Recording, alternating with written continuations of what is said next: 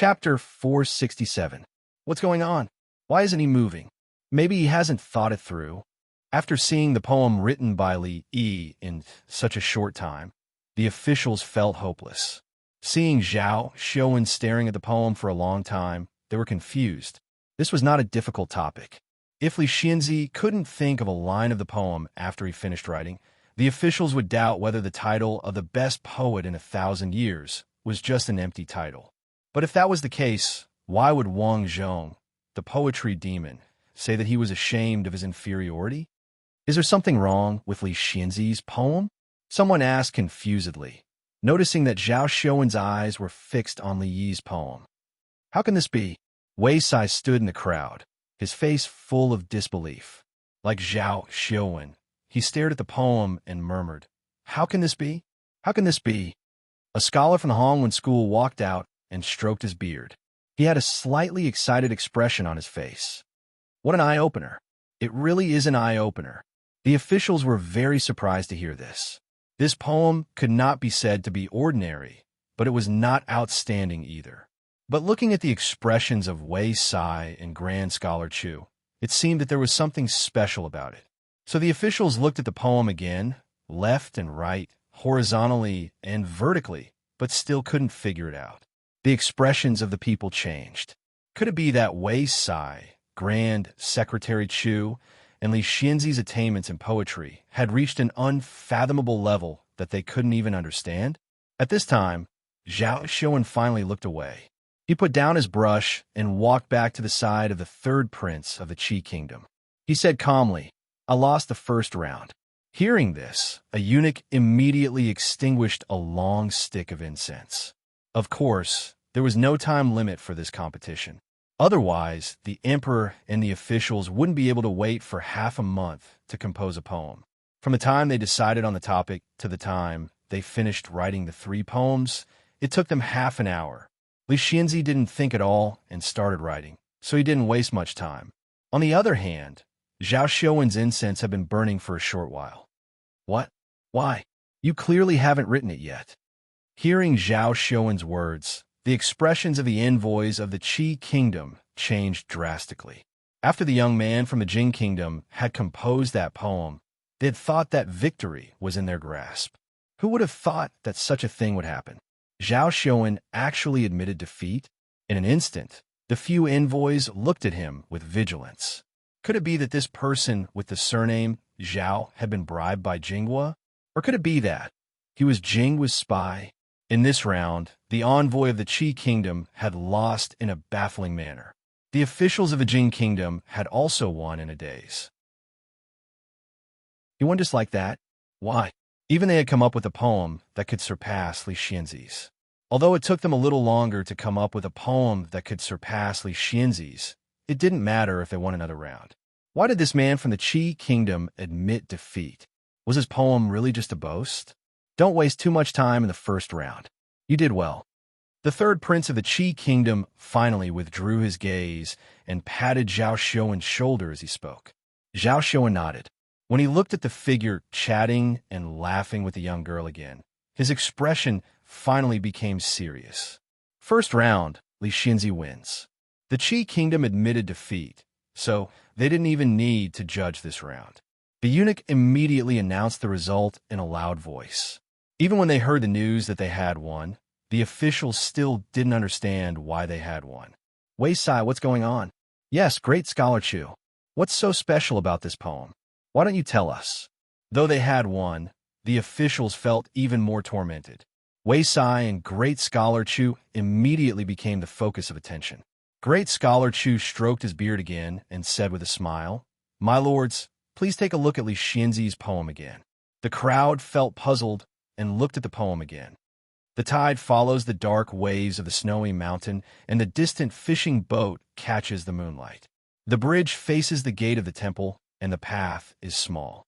The alley is the spring, and the stone ripples are clear. The distant green trees and the river are at dawn. The rosy sunset is clear. Looking at the clouds and water in the distance, the thousands of dots on the blue peak are light. But no matter how they looked at it, this poem, writing about the Coal Mountain Temple, didn't seem to have anything special. This poem could barely describe the scene at dusk. If they thought about it carefully, it would be suspected of going off topic. Master Chu, don't keep us guessing, an official urged. Great scholar Chu shook his head and said, My lords, why don't you try to read this poem backwards? Read backwards? The officials were puzzled. How could a poem be read backwards? But an official read it out reflexively. The thousands of dots on the blue peak are light. The water is the edge of the clouds, and the water is the edge of the clouds, and the stone ripples are clear.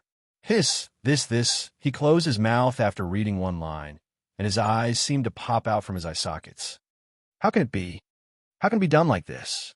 This poem is actually a poem if you read it backwards. After being reminded by great scholar Chu, the officials had finally figured out the secret. The tide follows the dark waves of the snowy mountain, and the distant fishing boat catches the moonlight. The bridge faces the gate of the temple, and the path is small. The alley is the spring, and the stone ripples are clear. The distant green trees and the river is at dawn. The rosy sunset is clear. The distant green trees and the water is the edge of the clouds, and the stone ripples are clear. The thousands of dots on the blue peak are light. The water is the edge of the clouds, and the stone ripples are clear. The clear sunset is red. The trees are the edge of the clouds, and the stone ripples are clear. The alley is the spring, and the stone ripples are clear. The small path faces the bridge of the Pine Gate Temple. The fishing boat under the bright moon is far away. The snowy waves follow the tide in the dark. This poem was an excellent poem regardless of whether it was read forward or backward. When the two were combined, the meaning was naturally different. Not only could it be read forward, but it could also be read backward. Moreover, it was still neat and appropriate.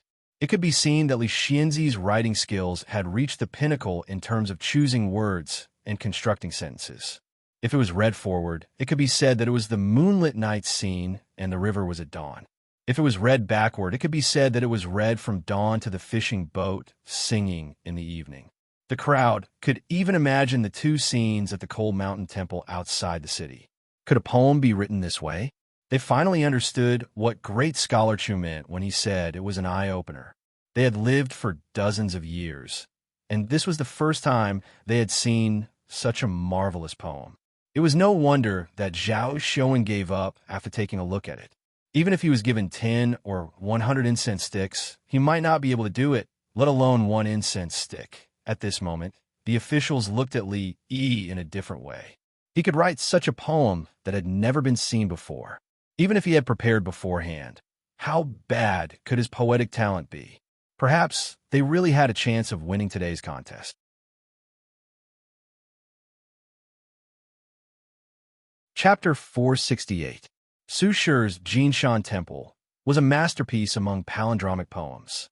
Although it was not as well known as most of his poems, it still had a high status in the professional field. The development of poetry in this world was far inferior to that of the world Li Yi was familiar with. Because of the uniqueness of this poem, the shock it caused was even greater than those top works. It did not express emotion or ambition. It was purely to show off. Bite me if you don't like it. Zhao Xuan saw this, so he simply admitted defeat to avoid wasting time.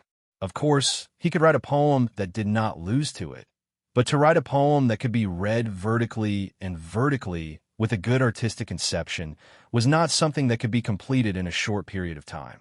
In fact, he was not even sure if he could write it. If this poem really came from a young man in front of him, then his mastery of words must have reached a terrifying level. Jingdi's expression was calm. He sat on the dragon throne and gave people a feeling that everything was under his control. The officials were relieved. The emperor was indeed the emperor. It turned out that he had a plan to replace Wei Sai at the last minute. The third prince of the Qi kingdom patted Zhao Xuan's shoulder and comforted him. I did not expect Li Xianzi to have such profound attainments in poetry at such a young age. Just try your best. There is no need to worry too much about winning or losing. I am very happy to have met an interesting opponent. Zhao Xuan smiled as if he did not care at all. At this time, the two eunuchs had already lit their incense sticks. The third prince of the Qi kingdom had drawn the first stick. The second one was naturally the Jing kingdoms. Prime Minister Shun casually drew a stick from the bamboo tube. After glancing at it, he looked at the two and said Duanwu. It was not difficult to write poems about festivals. Every year, there would be countless of them. But because they were so common, it was especially difficult to stand out from them. The atmosphere in the hall was quiet. The officials held their breath and tried not to make a sound. Zhao Xiuwen closed his eyes again. The officials in the court had already investigated him. When he wrote poems, he liked to close his eyes and meditate. When he opened his eyes, it was the time when the poem was completed. Because it was too quiet in the hall, the sudden footsteps were especially clear. When the crowd saw Li Xianzi walk to the table and start writing, their expressions froze again. From the time Prime Minister Shun announced the topic to the time he walked to the table, it was only a few breaths of time. In such a short time, he actually thought of a poem.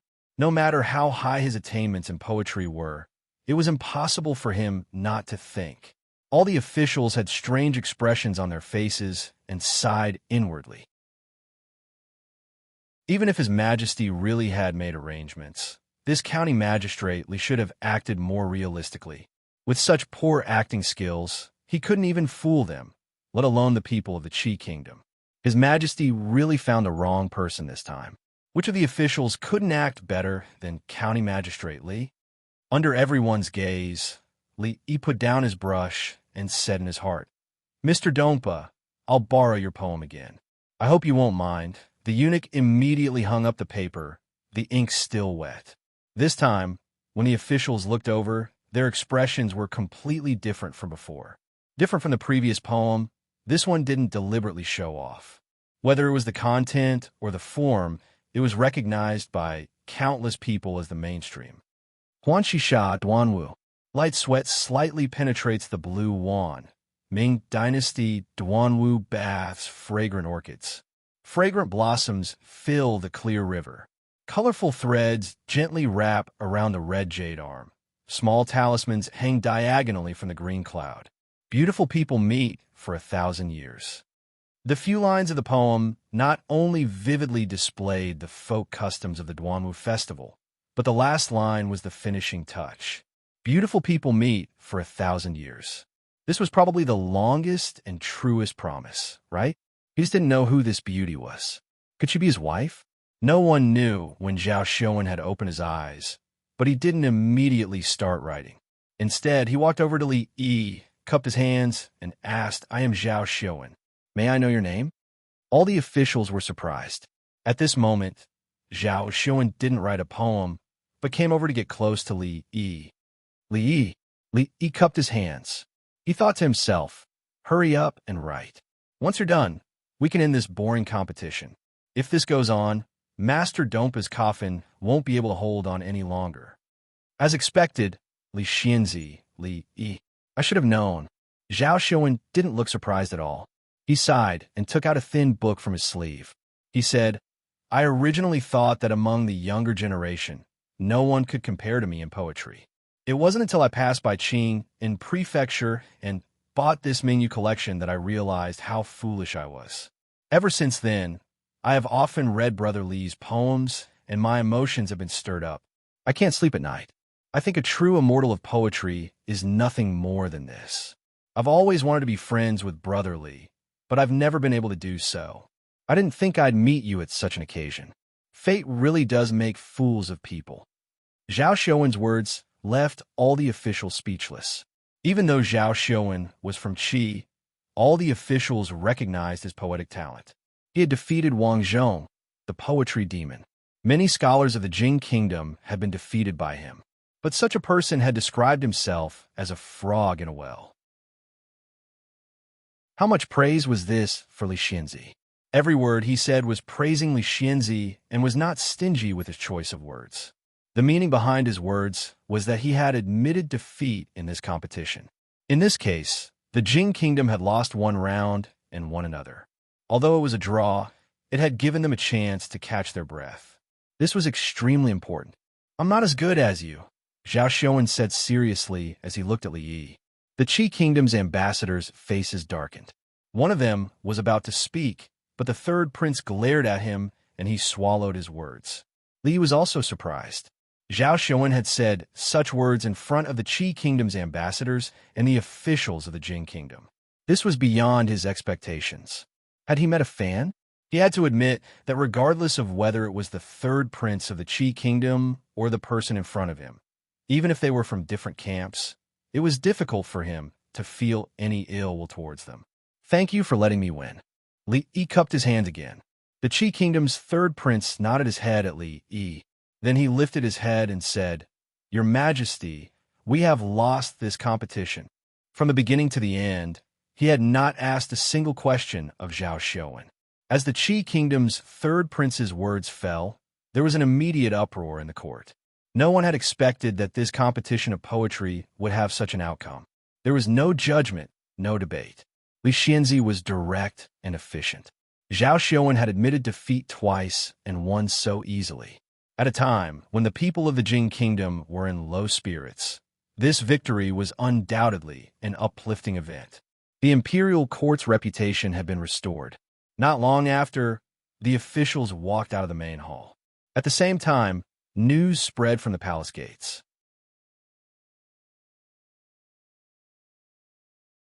Chapter 469.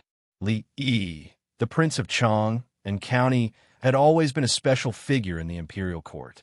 He was highly favored by the emperor. He was skilled in mathematics, Buddhism, and medicine. The divine punishment that he offered caused the Jing Kingdom to no longer be weak in terms of military strength. When faced with the powerful Qi Kingdom, they also had the ability to fight back. But at the same time, he was the first to beat a prince in the imperial palace in front of all the officials, disregarding the rules of etiquette. All along, the officials in the imperial court had different opinions about him. But this time, even the officials who were close to the king of Shu had to praise him sincerely. Well done. Because the significance of this contest had already surpassed the contest itself. After several defeats, the prestige of the imperial court among the people had dropped significantly. If the imperial court were to lose 2 battles in a row in this kind of competition between countries, it was likely that the people of the world would be utterly disappointed in the emperor and the imperial court. This was also the objective that the people of Qi Kingdom wanted to achieve. Now, Li Xianzi had slapped away their conspiracy with a resounding slap. Weren't the people of the Qi Kingdom good at writing poems? Now, even he admitted that he was far inferior to Li Xianzi. When he left, he even shamelessly asked the emperor for one of Li Xianzi's original poems. Who would dare to say that the Jing Kingdom was weak in the future? Outside the imperial palace, many people had been waiting in the distance since dawn. There were old and young people, men and women, but most of them were young. Confucian scholars made up the majority. There were students from the capital, and there were also people who had come from the neighboring counties. This was because what was going on in the imperial palace today was not only a competition between 2 people, but also a competition between countries. It was closely related to each and every one of them. They had lost a contest yesterday, so today's contest was particularly important. Most of them looked solemn and didn't talk. Occasionally, they glanced in the direction of the gate of the palace. After the contest, the news would definitely pass through here, so they would be the first to know. They didn't know how long they had waited. At a certain moment, a heavy sound finally came from the front. The guards at the gate of the palace opened the gate, and all the officials came out. They were in groups of 3 to 5, talking and laughing. They looked very relaxed. When the people who were waiting nearby saw this scene, they were slightly startled. Then, as if they realized something, a trace of joy quickly appeared on their faces. Not long after, a few fast horses galloped out from the edge of the crowd. The news that the Jing Kingdom won the second round of the competition spread in all directions. How did the 2 of you get to know the third prince of the Qi Kingdom? Mingzhu asked as she looked at Li Yi and Li Xian without moving her chopsticks. Li Xian was a little depressed and said, How would we know that the guy we met in the Jadeite courtyard was the third prince of the Qi Kingdom? I thought he was a nice guy. Princess Shawning took a big bite of rice. She raised her head, and a grain of rice stuck to the corner of her mouth. She asked curiously, What kind of place is Jade Courtyard? Is it fun? Take me with you next time. Prince Jean, Li Han, didn't care about this. It was not easy to get a chance to eat with them. If he didn't seize the time to eat more, he didn't know when he would have the chance to eat again. Li Yi remembered that he had said to Rui that he would go back for dinner in the morning. It seemed that he would have to wait until the afternoon. He put some food in little Yongning's bowl and looked at Emingzu and said, "That's the third prince of the Qi kingdom. Why did he come to the capital?" Emingzu shook her head and said, "Although the third prince of the Qi kingdom is the third prince, he is the most capable one among all the princes of the Qi kingdom. He is deeply trusted by the king of the Qi kingdom and has a high prestige in the hearts of the people of the Qi kingdom.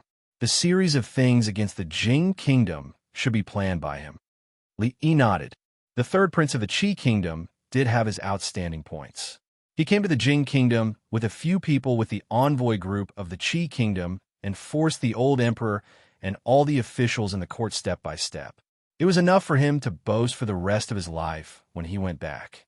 Not to mention other things. If Li Han hadn't been lazy and read all the contents of the booklet, the old emperor and the officials would have jumped into the big pit they had dug. Thousands of years later, when middle school textbooks talked about the equal ratio of numbers, this would be an interesting example. The name of the old emperor would definitely be more famous than that of the founding emperor of the Jing kingdom. Of course, the most terrifying thing about the third prince was not this. Obviously, they were enemies, but Li Yi didn't feel much hatred or hostility toward him. Was this the legendary personal charm? If he became the king of the Qi kingdom in the future, the Jing kingdom would be in danger. The king of Shu was an idiot who only knew how to hold parties. He couldn't be compared with that young man at all. If this went on, once the old emperor died, the Jing kingdom would not be far from destruction.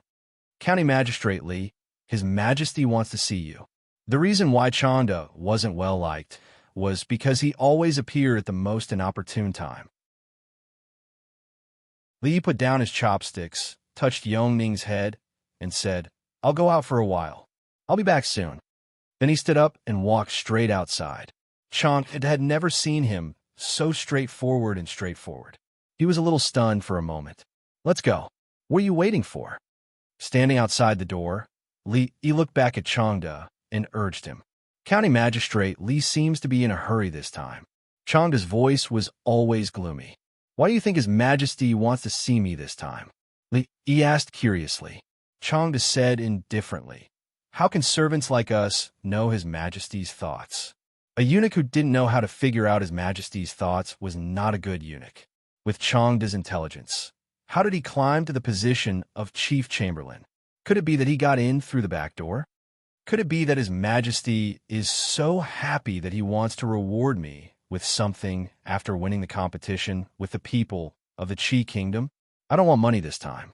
If I can become a duke, I can consider it. Chanda glanced at him and said, "Stop dreaming. Go in." When Li Yi walked into the hall of diligent government, Emperor Jing was not reading the memorials. Instead, he stood in front of a table and looked at something with interest. All right, there's no one else here." Emperor Jing waved his hand and turned to look at Li Yi. He asked, "How did you come up with this poem in such a short time?" Li Yi glanced at the table and found that it was the first palindrome poem that he had just copied. The second one had been taken away by Zhao Xiuwen in front of the officials. Li Yi thought in his heart that great layperson Su's coffin must be suppressed. He said, "Your Majesty, I don't know why, but when I saw the title, this poem suddenly appeared in my mind." Emperor Jing was stunned for a moment. He shook his head and said, "Forget it. Even Zhao Xiuwen said so. I think I have underestimated you. I promise you that if you can win this competition, I will allow you to take Yongning out of the palace for a month." An emperor does not go back on his words. When this matter with the Qi kingdom is over, I will fulfill my promise. The old emperor still kept his promise. This was a good deal. As Li Yi was thinking this, he heard Emperor Jing ask again, "Are you familiar with the scriptures? If you were to go and debate with the great scholar of the Qi kingdom, how confident would you be?" Li was stunned for a moment and shook his head. "Your Majesty, you know that I only know a little about poetry. I really don't know anything about the scriptures. Otherwise, I would not still be a scholar. If Prime Minister Qin and so many great scholars could not do it, I would not be able to do it. Jingdi nodded his head. He was just asking casually. It would take at least 10 years to deeply understand the meaning of the scriptures, and if one really wanted to master it thoroughly, one would need to exhaust his entire life's energy. If even the grand scholar of the Hongwen school could not do it, then no one could win. In short, this time, he could not pin his hopes on Li Yi. You can leave first. I let Yongning out of the palace to treat her illness. I will not use this as a condition. When this matter is over, I will reward you. I will take my leave. Li Yi cupped his hands and turned to walk out of the hall. Emperor Jing looked at his back as he left. A thoughtful expression appeared on his face. He suddenly said, 2 months? Li Yi's footsteps stopped. After a moment, he turned his head and asked doubtfully, Your Majesty just said, what scriptures?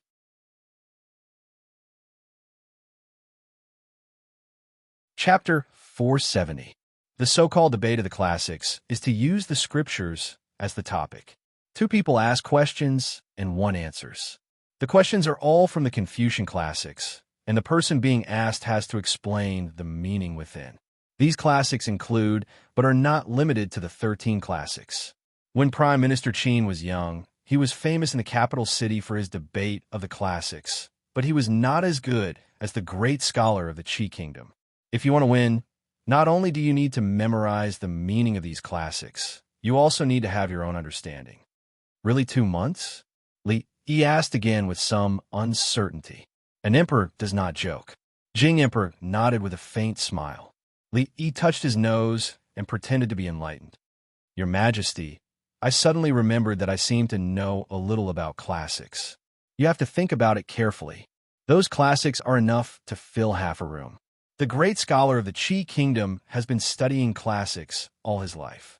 Even the grand scholar of the Hongwen school may not be able to beat him in classics. If you lose, I will not punish you. I will allow you to take Yongning out of the palace. Just pretend that I never said anything. Li Yi secretly despised Jing Emperor.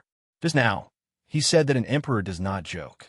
In the blink of an eye, he wanted to go back on his words. If it were not for his identity, he would have spat at him with contempt. Rest assured, Your Majesty, it happens that I have some confidence in classics. Li Yi looked at Jing Emperor and said with a smile. Jing Emperor's face finally showed a trace of seriousness. Are you serious? 2 months? Your Majesty is also serious? Li Yi said again. Since it was a deal, he had to confirm the chips again and again. Jing Emperor thought for a moment and nodded. Tomorrow morning, I will send someone to pick you up. If you can win for me again, I will raise your title by 1 level. You will become a county uncle at the age of 20. I am afraid that the capital will be shocked. What do you think? I will go back to prepare. The title of nobility was not important. Even if he were to be promoted 1 rank higher, he would only be a county earl. It was far from being comparable to a duke. Li Yi cupped his fists and prepared to leave. After taking 2 steps, he seemed to have thought of something and turned back. What other request do you have? Jingdi looked at him and asked. I don't have any request. Li Yi's expression was a little puzzled. He looked at Emperor Jing and asked, I just want to ask Your Majesty, what are the 13 scriptures? Was I too hasty this time? Li Yi had been gone for a while. Jingdi rubbed his eyebrows and asked with some doubt, Your Majesty, can you allow this old servant to say something? Changde, who was usually silent in front of Emperor Jing, suddenly said. Emperor Jing waved his hand and said, You don't have to be so polite between us. Changde thought for a while and said, Your Majesty, do you think that County Magistrate Li will agree to something that he has no confidence in? Emperor Jing was stunned for a moment. He shook his head and said, From the moment I began to pay attention to him until now, except for the incident where he beat the king of Shu, which surprised me, he has always been calm in doing things. He would not easily take risks if he was not 100% sure. In that case, Your Majesty doesn't have to worry, Changde said with a smile. Jingdi thought for a while and smiled. He nodded and said, I was thinking too much. Let's see what kind of surprise he will give me, the court officials, and the people of my Jing kingdom tomorrow. When they came back from the Hall of Diligent Government, they left a little of every dish for themselves. Li Yi ate and asked Mingzu, How do I get a Hongwen building? What are you going to Hongwen building for? Emingzu asked with her eyebrows raised. Hongwen building was the National Library. Most of the people in the building were old scholars who managed and corrected books. In her opinion, Li Yi did not look like a person who liked to read. Li Yi glanced at her and said, "Your Majesty asked me to debate with great scholar tomorrow. I have to go and see what it is." Mingzhu's beautiful eyes widened. "Debate? You? What's wrong with me?" Li Yi looked at her discontentedly. "Don't look down on me. Who says that the older you are, the more powerful you are? This era belongs to the young people. Don't you understand that the later waves of the Yangtze River beat the waves in front?" And Mingzhu asked with furrowed brows, "Are you serious? You have already won the poetry contest. There is no point in trying to show off. Do you think you are better than Prime Minister Qin and Grand Scholar Zhou when it comes to the interpretation of the scriptures?" Li Yi snorted. "You will know how good I am in the future." And Mingzhu looked at him, a suspicious expression on her face. It was not his style to debate the interpretation of the scriptures with great scholar sect for no reason. She looked at Li Yi and asked, "What benefit did my father give you?" Li Yi put down his chopsticks and sighed. He looked at her and said earnestly, "What benefits can there be? As a citizen of the Jing Kingdom, you must always take the rejuvenation of the country as your responsibility. How can you disregard the honor and disgrace of the country? You must be able to stand up for the country at critical moments. Even if you have to sacrifice yourself, you will not hesitate. Did my father agree to promote you to a higher official rank?" And Mingzhu asked again. "Not a higher official rank, just a title." The Hongwen building was the place where the officials of the imperial court retired, so it had always been a leisurely place. Besides a few old scholars, there were only some servants who did the chores here. Once in a while, some young officials who were disliked would be transferred here. Soon after, they would either resign or find a way to be transferred to another place. It was evident how boring it was to work here. The Hongwen building was not as peaceful as it used to be today. The scholars were baffled as they looked at the young man walking around in the building from a distance. He didn't even read the books, but merely touched the bookshelves casually. What's wrong with Li Xianzi? Why did he come to our Hongwen building? Why is the princess by his side? What is he doing there? The books are all the scriptures. If he is reading the books, why don't I see him reading them? Is it possible that he can memorize all the contents of the books by touching them casually? I'm not sure. It said that this Li Xianzi suffers from some kind of hysteria. It looks like the rumor is true. We shouldn't provoke him. Otherwise, thinking of the miserable fate of the king of Shu, the scholars immediately retreated more than 10 steps. "What are you doing?" Mingzhu, who was standing beside Li Yi, couldn't help but ask, "What are you doing?" "You don't understand. The competition is tomorrow, so I need to familiarize myself with it today." As Li Yi spoke, he picked up another book.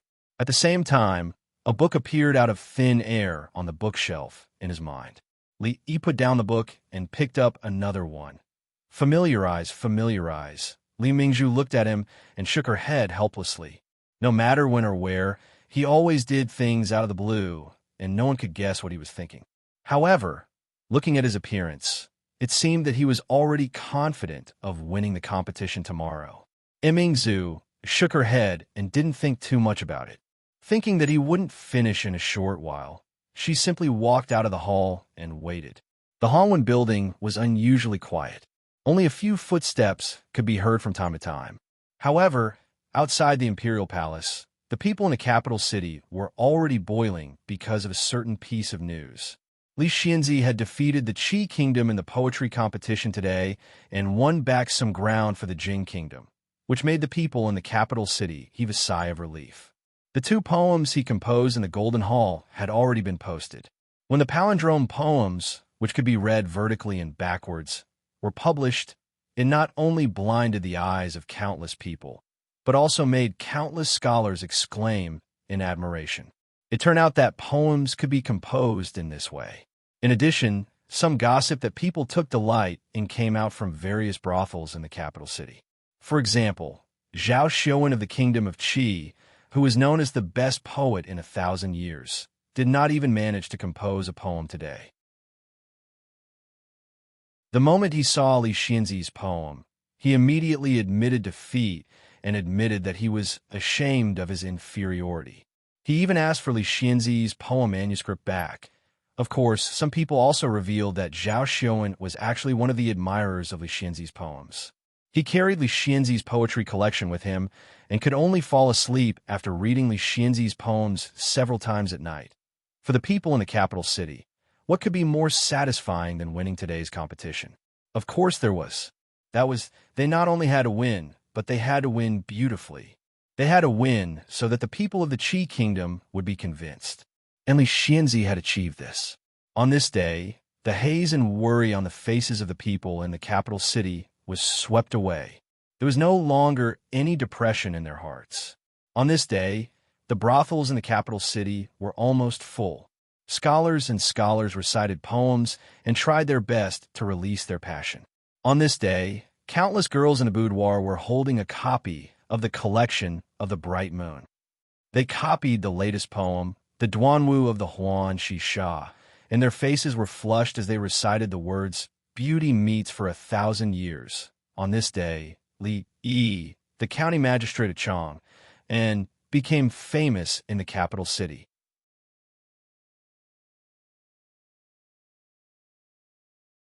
Chapter 471.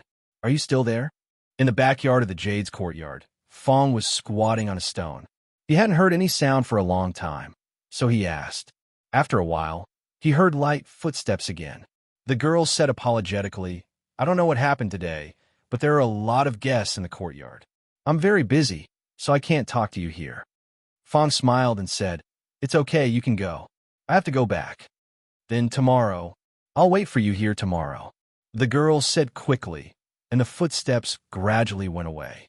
Fong stood up, patted the dirt on his butt, and went back to the street. When he passed by the butcher's shop, he remembered that his wife liked to eat high-quality pork belly. She had been talking about it for several days. He walked to the front of the shop and asked the butcher, "Is this meat fresh?" The butcher was also a man with a fierce face. He patted his chest and said, "Customer, don't worry. This meat was just killed this morning. It can't be any fresher."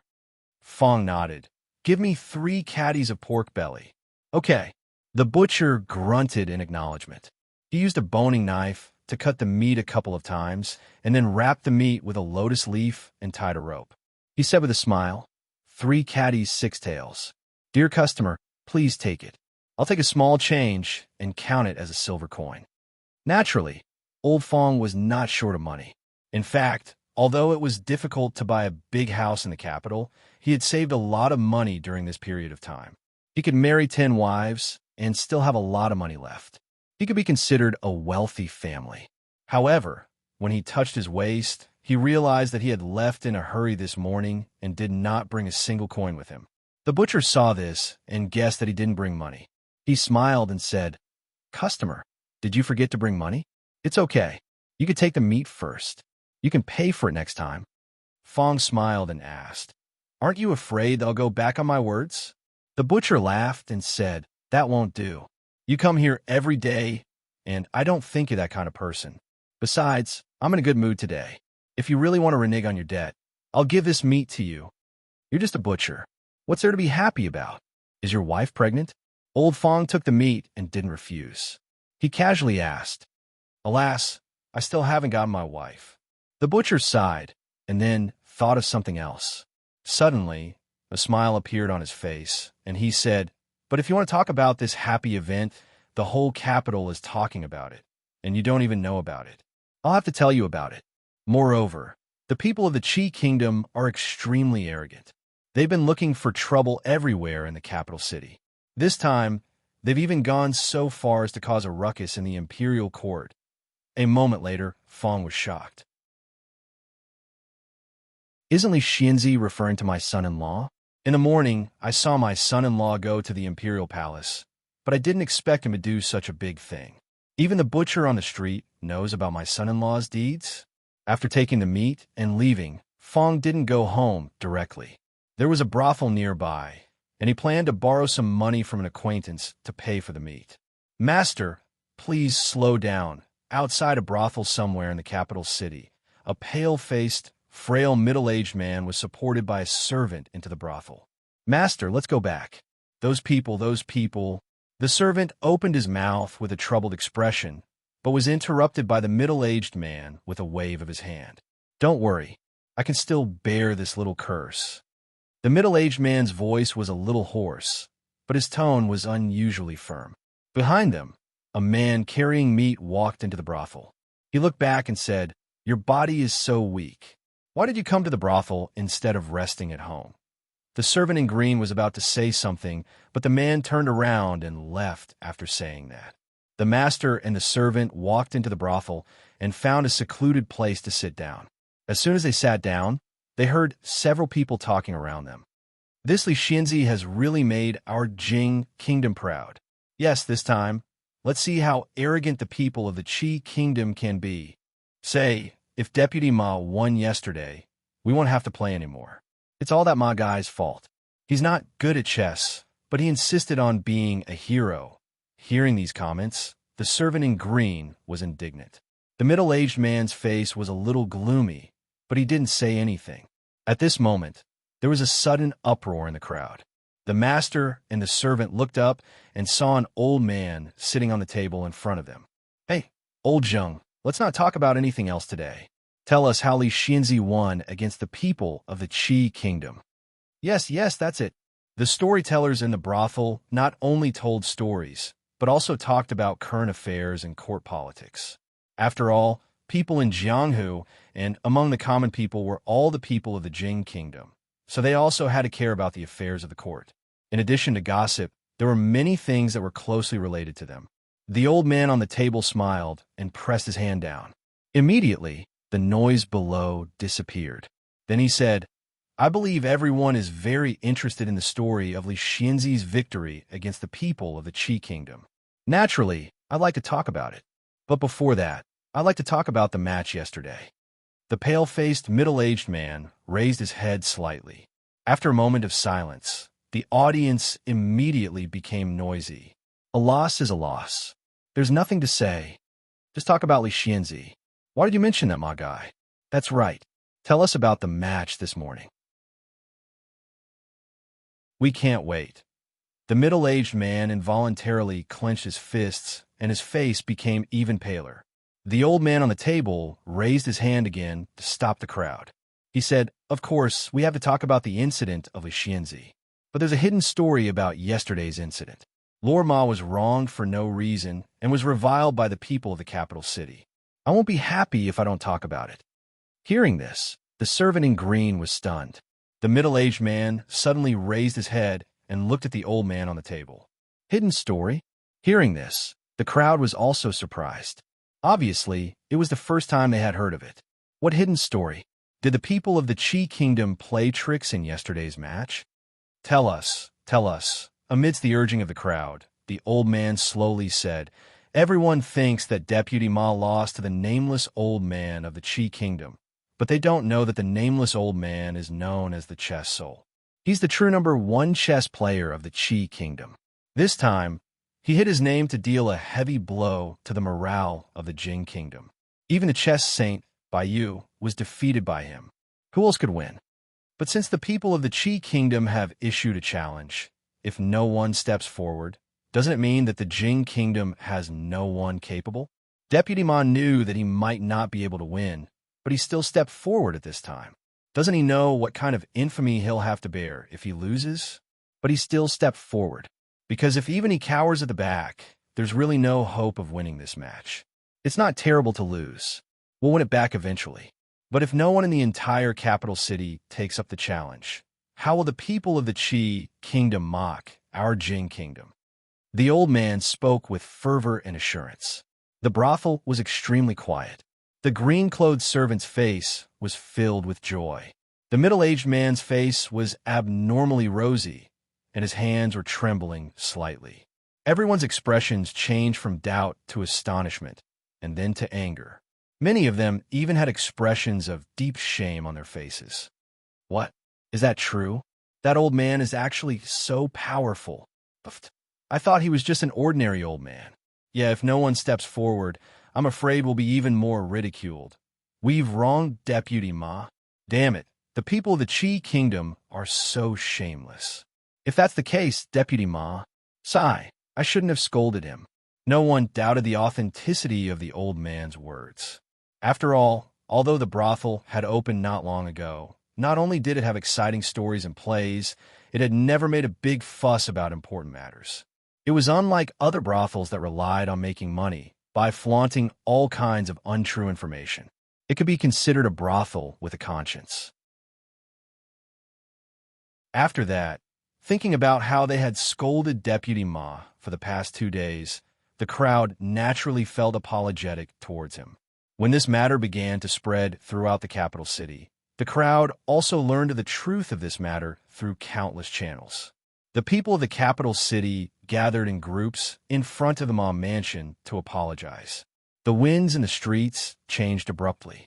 Within a day, Deputy Ma turned from a national sinner to a national hero. The legendary story of Deputy Ma's fearless attitude towards power and admonishing the people to death was also widely spread in various brothels. Countless young imperial censors began to view Deputy Ma as their life idol. Of course, this was all a story for another time. At this moment, on a spacious street somewhere in the capital city, a middle-aged man's face was flushed with excitement.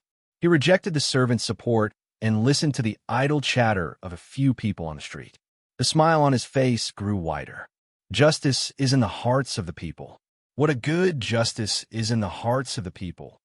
Recalling the words of the old man in the brothel, the middle-aged man stroked his chest and laughed heartily. Even the lowly actors are worried about the suffering of the country. The imperial censors in the court should often come to these places. This way, they can absorb the public's opinion. As the imperial censor muttered these things in a low voice, in a brothel, a few storytellers sat on 2 sides of a long table. At the head of the table, Old Sun slowly said, "Storytelling is not only about telling stories. We need to live up to our conscience. We can't follow the crowd and be influenced by rumors. The more it is at this time, the more we need to spread the truth. This way, we can gain the trust of the customers. Your Highness, I don't know why, but within half a day, the winds in the marketplace have suddenly changed. I'm afraid our plan will have to be put on hold."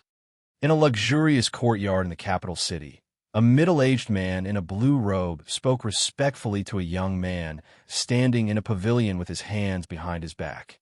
"It's fine. That matter was just a chess piece I made in my spare time. I don't know when it will be used. If it fails, then it fails. It doesn't matter." The handsome young man turned his head and sighed. "However, I have to admit that they have greatly exceeded I's expectations. This is indeed the capital city of the Jing Kingdom. The wisdom of its people is far beyond that of other places." A look of regret appeared on the middle-aged man's face. At this moment, the young man spoke again. "How is the investigation on that matter going?" The middle-aged man's face turned solemn. "Your Highness, everything has been investigated. That Chang and county magistrate, Li Yi, is the one who created Tianfa. He is also the person that the young prince of the Jing Kingdom mentioned. First, Tianfa caught us off guard and caused us to lose 2 cities. The general who supports the state almost died in front of His Majesty as an apology. Today, he defeated Zhao Xiuwen, causing our plan to be put on hold. This Li Yi is the bane of the Qi Kingdom. It was undoubtedly difficult for the people of Qi to obtain information in the capital city of the Jing Kingdom. However, seeing that the 3rd prince valued that person, the middle-aged man even used a spy that had not been used in the capital city of the Jing Kingdom for many years. At this moment, he revealed everything he knew. The young man nodded and said, "I originally thought that he had only created Tianfa. I didn't expect that this Li Yi would be so talented. No wonder Emperor Jing values him so much." A cold light flashed across the middle-aged man's face. In a low voice, he said, "Your Highness, with this person around, he will always be a great threat to us. Should we?" The 3rd prince of the Qi Kingdom waved his hand and said, "Don't always think of solving problems in this way. Even Xiuwen has praised him. I have never seen him praise someone so much in poetry. Tianfa has also caused us great trouble. Poetry writing, medical skills, Tianfa. Such a genius, why was he not born in the Qi Kingdom? You just said that he has enmity with the eldest grandson of Prime Minister Qin of the Jing Kingdom and the King of Shu? The third prince of the Qi Kingdom looked at him and suddenly asked. The middle-aged man nodded and said, yes, this Li Yi has deep enmity with the eldest grandson of Marquis Qin and the King of Shu. Just a few days ago, in the Imperial Palace, he beat the King of Shu into a coma in front of all the civil and military officials. However, the strange thing is that Emperor Jing only grounded him for half a month and didn't punish him too much. The third prince of the Qi Kingdom smiled and said, if I were Emperor Jing, I wouldn't punish him too heavily. He walked out of the pavilion and paced slowly in the courtyard as he murmured, although the King of Shu has no talent, he is the one who is most likely to inherit the throne among all the princes. Obviously, he can't let go of this enmity easily. Prime Minister Qin is a powerful person and wholeheartedly supports the King of Shu to ascend the throne.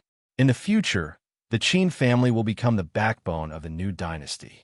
At that time, Li Yi's position in the imperial court will be somewhat subtle. However, this is not necessarily bad news for us. As soon as the young man finished speaking, his face suddenly changed slightly. With a shake of his body, he immediately moved a few feet to the side. Whoosh, whoosh, whoosh. At the place where he had been standing, 3 arrows were deeply inserted into the soil. The middle-aged man's face changed greatly. He immediately stood in front of the young man and shouted, protect the third prince. Several figures suddenly appeared in the courtyard and surrounded the young man. Then, several people separated and climbed up to the roof with a few leaps. In an instant, they disappeared before their eyes. Not long after, the people who had left jumped over the wall of the courtyard and threw a corpse on the ground. One of them said, Your Highness, when we rushed over, the man had already committed suicide by taking poison. The middle-aged man said angrily, Damn the Jing Kingdom. How could they do such a despicable thing? Your Highness, I will write a letter to His Majesty now. The young man waved his hand and squatted down. He pulled off the mask of the man in black. After looking at him for a moment, he took out an arrow from the quiver on his back. Seeing the blue light on the tip of the arrow, the middle-aged man's face changed greatly and cold sweat instantly soaked his back. The young man threw the arrow on the ground and clapped his hands. He looked into the distance and murmured, Brother, are you so afraid of me?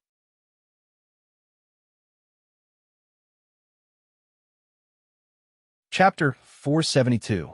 Li Yi spent the whole afternoon in Hongwen Library. He didn't care if it was the 4 books and 5 classics or the 13 classics. As long as it was a book related to the meaning of the scriptures, he moved it all into his library. The Confucian school in this world was similar to the one he was familiar with, but there were some differences. However, the books in the library could definitely be used. So, Li decided to familiarize himself with all of them. Comparing the classics with the Great One school was definitely looking for death. But who didn't know how to cheat in this day and age? If he couldn't beat him in this way, he might as well find a piece of tofu and kill himself. When he returned home, it was already evening. After absorbing so many books in one go, his head was a little dizzy. After talking with Rui for a while, he felt abnormally sleepy. He only ate a little bit of dinner and went back to his room to sleep. What's wrong with the son-in-law? Xiao Huan went into the room to take a look, then came out and murmured in confusion. Not long after, Mississippi Lu also came in with a tired face. The servant girl went up to her and asked, Second Miss, have you eaten? Mississippi Lu waved her hand as if she didn't want to talk and went straight back to her room. The servant girl's expression was a little strange. She didn't know what the son-in-law and second miss went out to do today. Why did they look so tired? When he walked out of the small courtyard, he saw a few maids gathered together and whispered something. They seemed to be very excited. I went shopping in the city today. Guess what news I heard? What? Don't keep us in suspense. Tell us quickly. It's about our Lord Jew. The whole capital is talking about it. Looking at the servant girl's exaggerated gestures, Xiao Huan curiously moved closer. It was a very happy thing to wake up after a good night's sleep, especially after being extremely sleepy. After sleeping for 10 to 12 hours, the first thing he saw when he opened his eyes was the first ray of sunlight shining in from outside the window. His gentle, virtuous, and generous wife stood by the bed and handed him a warm towel. Of course, this was just Li Yi's imagination. The first thing he saw when he opened his eyes was an old face covered with wrinkles. The old man stood by the bed like a criminal and stared at him with a pair of cold eyes. He didn't feel happy, but the effect was pretty good. Chief Steward Chong. He almost jumped out of bed. After he came back to his senses, his face was full of anger as he squeezed out these words from between his teeth. Chongda looked at him and said lightly, "County Li has woken up. This saves me the trouble of calling you." After washing up, Li Yi threw the towel into the basin. He pulled Rui's hand seriously and said, "In the future, don't let that old guy in this room again. If he barges in, break his legs. I'll take responsibility if anything happens. Got it. Just don't let him in next time." Rui picked up the towel with a smile. After wringing it dry, she wiped his face and said, "That old man's leg is not so easy to break. Let's go." Li Yi turned his head around and said this to Changda coldly, and then headed for the outside of the room.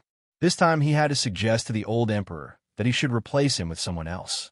As the chief steward of the royal servants, Old Man Chong had nothing to do all day. Was he worthy of the monthly salary? Grand Scholar Zhou, it's up to you today. Today is the last round of the written examination. We are waiting to congratulate Grand Scholar Zhou. So what if he is the Grand Master of the literature sect? Grand Scholar Zhou has been studying the meaning of the scriptures all his life, so he won't necessarily lose to him. Outside the political hall, a few officials surrounded the Grand Scholar Zhou before the start of the tournament, even though the people of Qi State hadn't arrived yet. The Grand Scholar Zhou had a bitter expression on his face. He had learned the news that County Li would represent him in the competition of the scriptures the day before.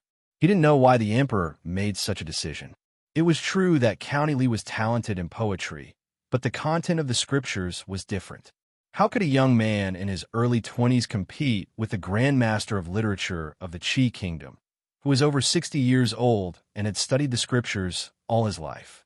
Yet, he saw County Li stay in the Hongwen Library for a long time and read through all the scriptures.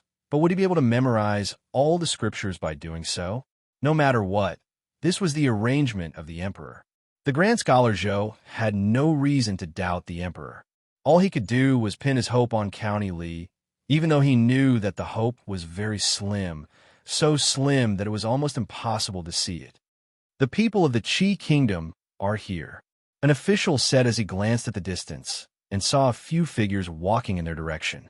The leader was still the third prince of the Qi Kingdom, followed by a few ambassadors of the Qi Kingdom, and an old man whom the crowd had never seen before. The old man wore a coarse cloth and a pair of cloth shoes with rough edges on his feet.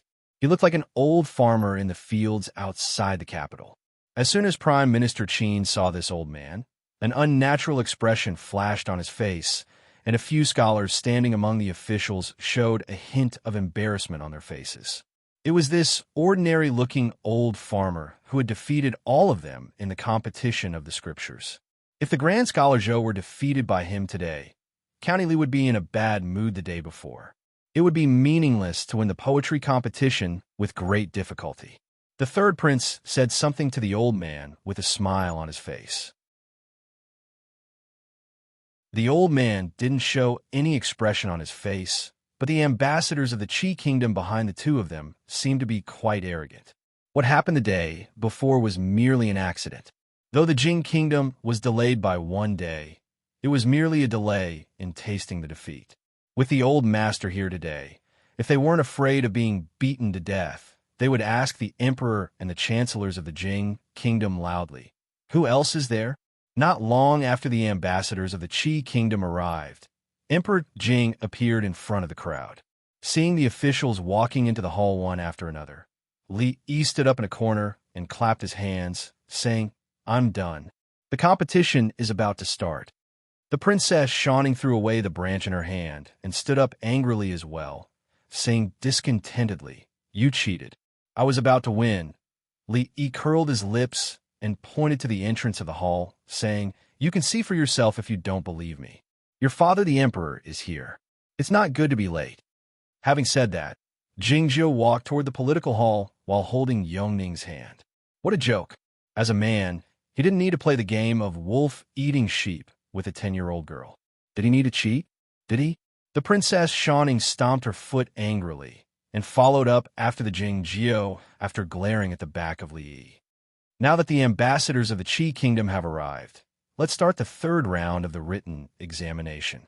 After a eunuch announced the rules of the competition, Emperor Jing didn't say anything more and announced the start of the competition. The old man of the Qi Kingdom stepped forward, and all the chancellors of the Jing Kingdom looked at the Grand Scholar Zhou.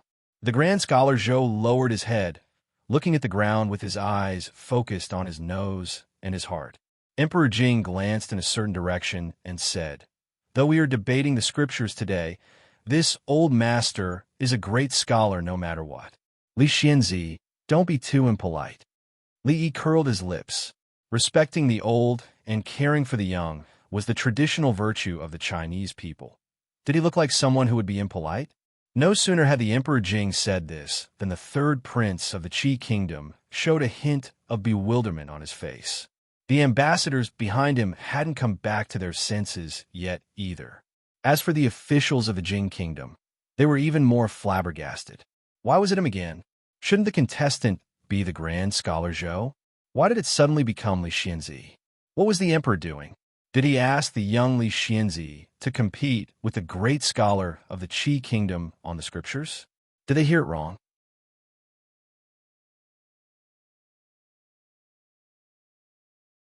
Chapter 473. Seeing the young man walking out from the crowd, the old man of the Qi Kingdom finally showed a hint of emotion on his calm face. With furrowed brows, he lifted his head to look at Jing Emperor and asked, "Your Majesty, are you sure that you want this person to represent the Jing Kingdom and debate the scriptures with me?" The ambassadors of the Qi Kingdom also showed dissatisfaction on their faces. Old Master Meng had an honorable status. In the Qi Kingdom, even the emperor had to treat him with great respect. In their eyes, even the great scholars of the Jing Kingdom were far inferior to Old Master Meng. The Jing Kingdom had sent out such a young man for such an important contest. Wasn't this a disgrace to Old Master Meng's status? An emperor never goes back on his words. Since I have said that I will let Li Xianzi fight, I won't go back on my word. Jing Emperor waved his hand and said, "Don't worry, Old Master. Our Jing Kingdom will accept the outcome of this contest." Upon hearing this, the ambassador of the Qi Kingdom spat in his mind. Win or lose. Do you have any chance of winning? Your Majesty, please think twice. Yes, Your Majesty, you can't do this. Li Xianzi is still too young. Let Grand Scholar Zhou fight. The officials all tried to dissuade Jing Emperor, ignoring the fact that the ambassador of the Qi Kingdom was still present. Even though Li Xianzi had defeated the genius of the Qi Kingdom in poetry the day before, the contest today was about the scriptures. It was a contest of real talent and knowledge, so they couldn't play any tricks. Don't say anything more, my officials. I have made up my mind. Jing Emperor broke all the officials' illusions. Leaning against the pillars lazily, the old generals couldn't help but twitch their lips when they saw the anxious officials. His Majesty had never disappointed the officials. Since he thought Li Xianzi could win, why couldn't he win? Li Mingze, the assistant minister of the Ministry of Personnel, didn't show any expression on his face. He didn't know how capable his nephew was from the beginning to the end. On the other hand, Prime Minister Qin did not say a word. He looked at Li Yi with a meaningful look in his eyes. No one knew better than him how terrifying the old man of the Qi Kingdom was. Why did His Majesty think that Li Yi could win? The envoy of the Qi Kingdom was still in the hall. The competition had already begun. Even if the envoy was extremely unwilling, he had no choice but to keep his mouth shut. They looked at the two people in the hall with despair in their eyes. One was in his 20s and was extremely handsome. The other had a face like a withered pine tree and was old. Wouldn't it be great if they could compare who was more handsome today? Forget it. At least he won one round in the theory examination, so it wasn't too shameful. If he won the combat examination beautifully, he could still get back the face he had lost. After Emperor Jing spoke, the old man, surnamed Meng, did not say anything more. He turned to look at Li Yi and asked, "Conquering the wise and virtuous, one who is related to the 9 clans.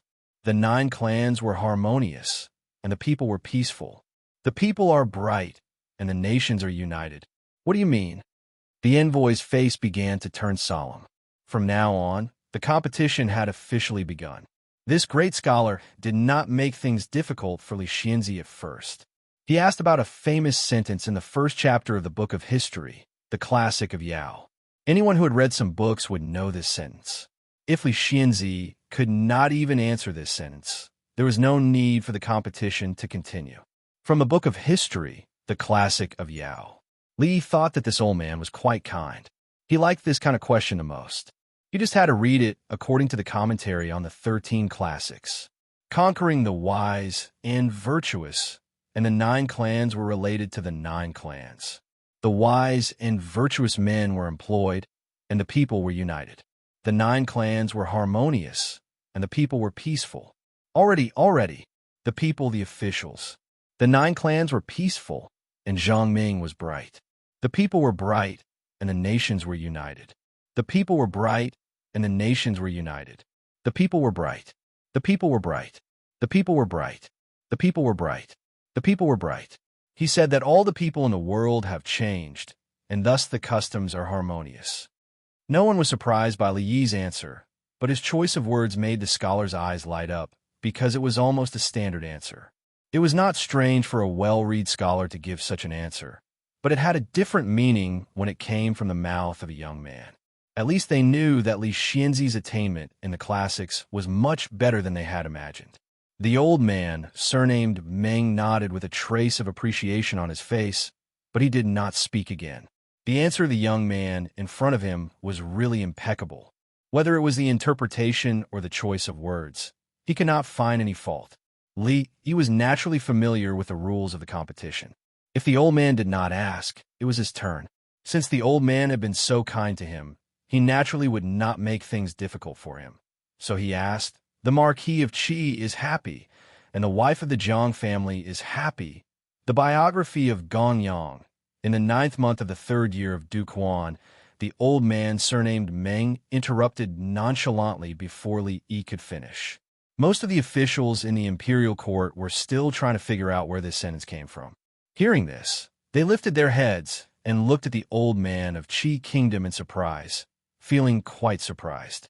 How familiar was this great master of literature with the 13 scripts? The grand scholar, Zhou, shook his head. The 13 scripts were very important scriptures, and this great master of literature of Qi Kingdom must have memorized every sentence in them, so it was not difficult for him to understand them. The Marquis of Qi is happy, and the wife of the Jiang family is happy. From which page, paragraph, and line of the biography of Gongyang? Looking at the old man, surnamed Meng, Li Yi thought to himself, "How dare you show off?" The expression on the face of the old man, surnamed Meng, froze. He had already thought of what he would ask next, but now the words were stuck in his throat. The grand scholar Zhou opened his mouth wide, and the officials opened their eyes wide. They couldn't believe their ears. Could the book debate be asked in such a way? The Jing emperor shrank his body a little behind the dragon chair. He reached out his hand and rubbed the center of his eyebrows, covering his face in the process. Before the incredulous expression of the 3rd prince of Qi Kingdom faded away, a representative of the Qi Kingdom had come back to his senses. He stepped forward and exclaimed, "It's outrageous. What kind of question is this? Can't I?" He didn't pay attention to the representative of the Qi Kingdom. He turned his head to the eunuch who had announced the rules, asking, "Is there a rule that says I can't ask this question?" The eunuch was taken aback for a moment, and then shook his head, saying, No. As long as the question is included in the meaning of the script, it's fine." The officials eyed each other in bewilderment. Of course, there was no such rule, but they were all scholars, and they cared about their dignity. Who would ask such a question? It was meaningless to ask such a question. Yet, according to the rules of the book debate, it seemed that Li Xianzi's question was not impossible. After all, his question did not go beyond the scope of the meaning of the script. If he really had a deep understanding of the 13 scriptures, he might be able to answer this question. However, looking at the appearance of the great scholar of the Qi kingdom, it seemed that he was not that familiar with the script. The face of the envoy of the Qi kingdom turned red. After the old man, surnamed Meng, waved his hand, he glared at Li Yi fiercely and retreated helplessly. The old man, surnamed Meng, looked at Li Yi and said, "I really don't know your question. However, can you answer this question?" The officials had a strange expression on their faces. The great scholar might have been confused by Li Xianzi's question. Since Li Xianzi could ask such a question, how could he be unprepared? It seemed that His Majesty had sent Li Xianzi up this time because he had expected such a scene. It was difficult to win directly, so he resorted to a strange tactic. His Majesty was indeed His Majesty. "Old sir, is this the second question?" Li looked at the old man, surnamed Meng, and asked. The old man said nonchalantly, "If you can't even answer your question, then according to the rules, I won't lose." Li Yi nodded and said, "The Marquis of Qi is in Huan, and the wife of Jiang is in Qi." From the 8th page, the 6th paragraph, the 3rd line of the biography of Gong Yangzhuan. In the era of printing, it was undoubtedly extremely difficult to write a biography. Some great Confucian scholars couldn't even write a book in their lifetime. Although these Confucian classics have been passed down for hundreds or thousands of years, they didn't have dozens or hundreds of editions like the later generations. The people of the Jing Kingdom and the Qi Kingdom actually read the same biography of Gong Yangzhuan.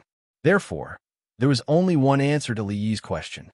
A eunuch had already brought the biography of Gong Yangzhuan, and the grand scholar Zhou confirmed that Li Xianzi's answer was correct.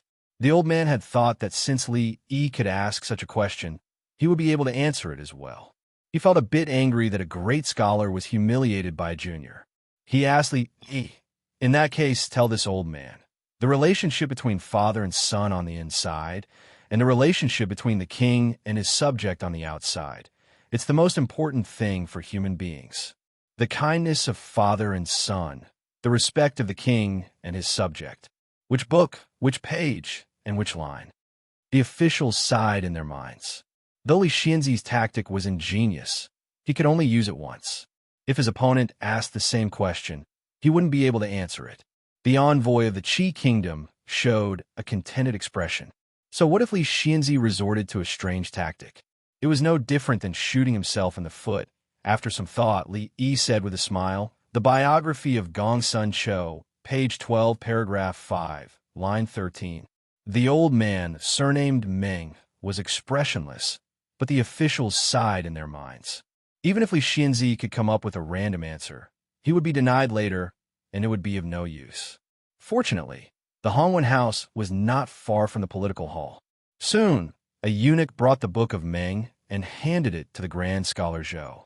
Shaking his head, the grand scholar Zhou said after turning a few pages, "The biography of Gong Sun Chou, page 12, paragraph 5, line 13, line 12, line 5, line 13, is the relationship between father and son, the king and his subject on the outside.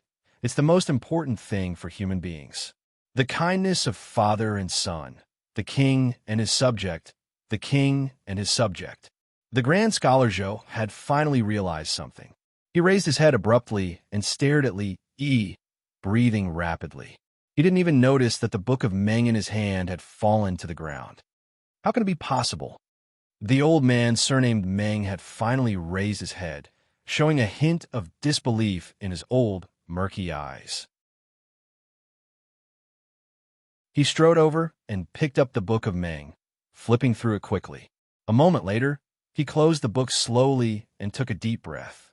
As he looked at Li Yi again, the expression on his face was completely different.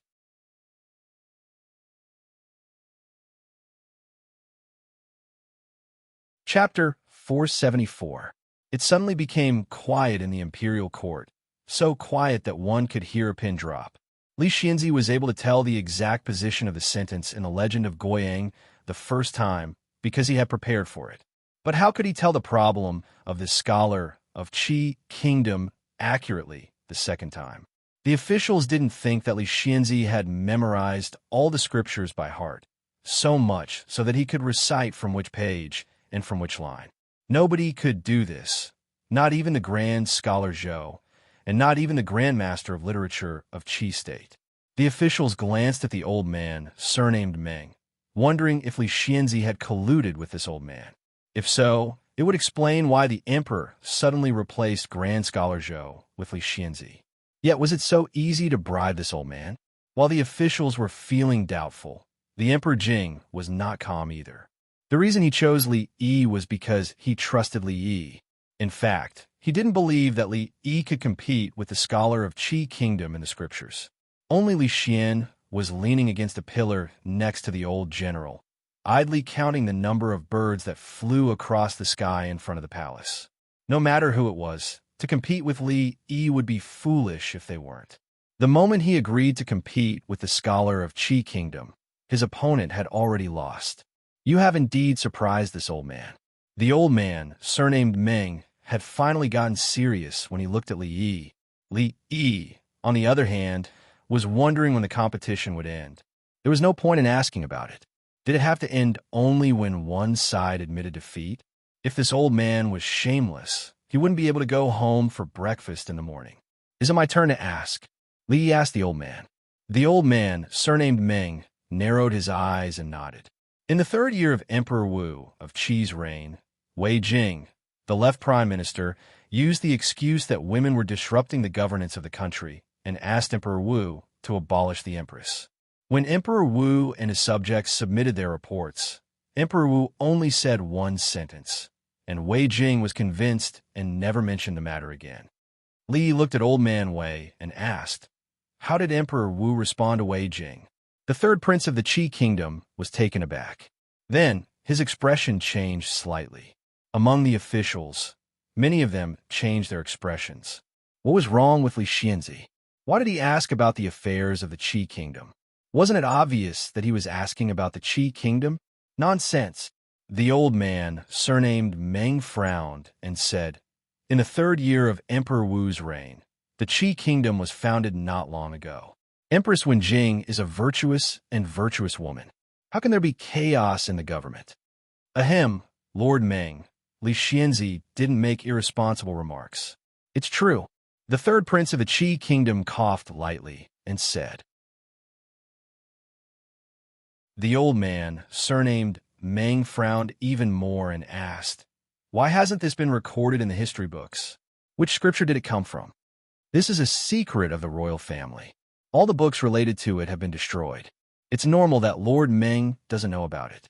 The third prince of the Qi kingdom shook his head and said, Lord Meng, you don't need to ask anymore.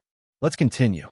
In the Zhongli Hall, the ambassadors of the Qi kingdom and the officials of the Jing kingdom finally saw the most unique debate they had ever seen in their lives. According to the usual procedure of the debate, one side would ask questions and the other side would answer. Then, the one who asked the question would take advantage of the other side's loopholes to attack. The scene was fierce and spittle flew everywhere. In the end, one side would be speechless and admit defeat. However, the situation today was completely different. Li Xianzi never asked the great master of literature to explain the meaning of the scripture, nor did he ask strange questions like in the beginning. But his questions were more tricky. A great master of literature couldn't answer the questions he asked, so how could he explain the scripture? Even the grand scholars of the Hongwen school suspected that Li Xianzi had fabricated the scripture. However, when the eunuch found the original text in the Hongwen school, they could only look at him as if he was a monster. He could even remember such an obscure scripture. Even if the great master of literature had a good memory, it was impossible for him to remember all the scripture for thousands of years. At this time, he could only suppress his anger in his heart and ask more and more incisive questions. The great scholars in the court all frowned. However, the result also surprised them. No matter how the old man, surnamed Meng, asked, Li Xianzi always gave perfect answers, so perfect that the old man couldn't find any loopholes to attack. The whole debate was orderly. The old man, surnamed Meng, asked questions, and Li Xianzi answered. Li Xianzi asked questions, and the old man, surnamed Meng, couldn't answer. After a few rounds, the old man, surnamed Meng, couldn't keep calm anymore. The expressions on the faces of the envoys of the Qi state were as if they had seen a ghost. The scene that they had witnessed today had a huge impact on them. Their old master had been firmly suppressed by that young man from the beginning to the end. What else did he not know? On the other hand, the officials of the Jing kingdom looked relaxed. If they had known that Li Xianzi was so powerful, they wouldn't have worried for so long. Judging from the appearance of the great master of literature of the Qi kingdom, it was only a matter of time before he admitted defeat. The third prince of Qi kingdom revealed a look of astonishment. He looked at the old man, who had once again sunk into deep thought because of Li Yi's question. He walked to the old man's side and whispered, "Old Meng." After a long time, the old man, surnamed Meng, raised his head and said in a low voice, "I've lost." There was no resentment or unwillingness in his voice. He had indeed tried his best, but how could the young man in front of him be so familiar with the scriptures that it was shocking? Even though he had studied the scriptures for decades, he was still far from being able to match up to him. He even had a feeling that he wasn't facing a person, but the great master of literature hall of the Jing kingdom. I didn't expect the Jing kingdom to have such a young and outstanding talent. I admit defeat. At this point, the old man, surnamed Meng, didn't continue the debate, since the young man's answers left him with no room to argue. How could he continue the debate? "Thank you for letting me win," Li Yi said, cupping his hands. He had thought that the Great Confucian debate would be high-end and impressive, but he didn't expect it to be like this. It was an open-book exam, and the answers to all the questions could be easily found in the books. However, what Li Yi didn't know was that today's so-called scripture debate had not only exceeded his expectations, but it had also exceeded everyone's expectations. It had simply created a new era of scripture debate. In the future, when the great Confucian scholars discussed this matter, they could not help but sigh. Perhaps it was Li Xianzi who had caused the chaos in the study of scripture debate today. The old prince's task had been successfully completed. Just as Li Yi was about to leave, the old man, surnamed Meng, suddenly asked, "What did the martial emperors say to Wei Jing?" "Old sir, do you really want to know?" Li Yi looked at him with a strange expression. The old man, surnamed Meng, wasn't the only one who wanted to know. Even Emperor Jing and the officials were intrigued by Li Yi's words and looked at him one after another. "I'm all ears," the old man, surnamed Meng, said with a nod. "If you say another word, I'll cut off your dog head," Li Yi said with a smile. The third prince of the Qi kingdom opened his mouth slightly. After a moment, he shook his head and could only smile bitterly.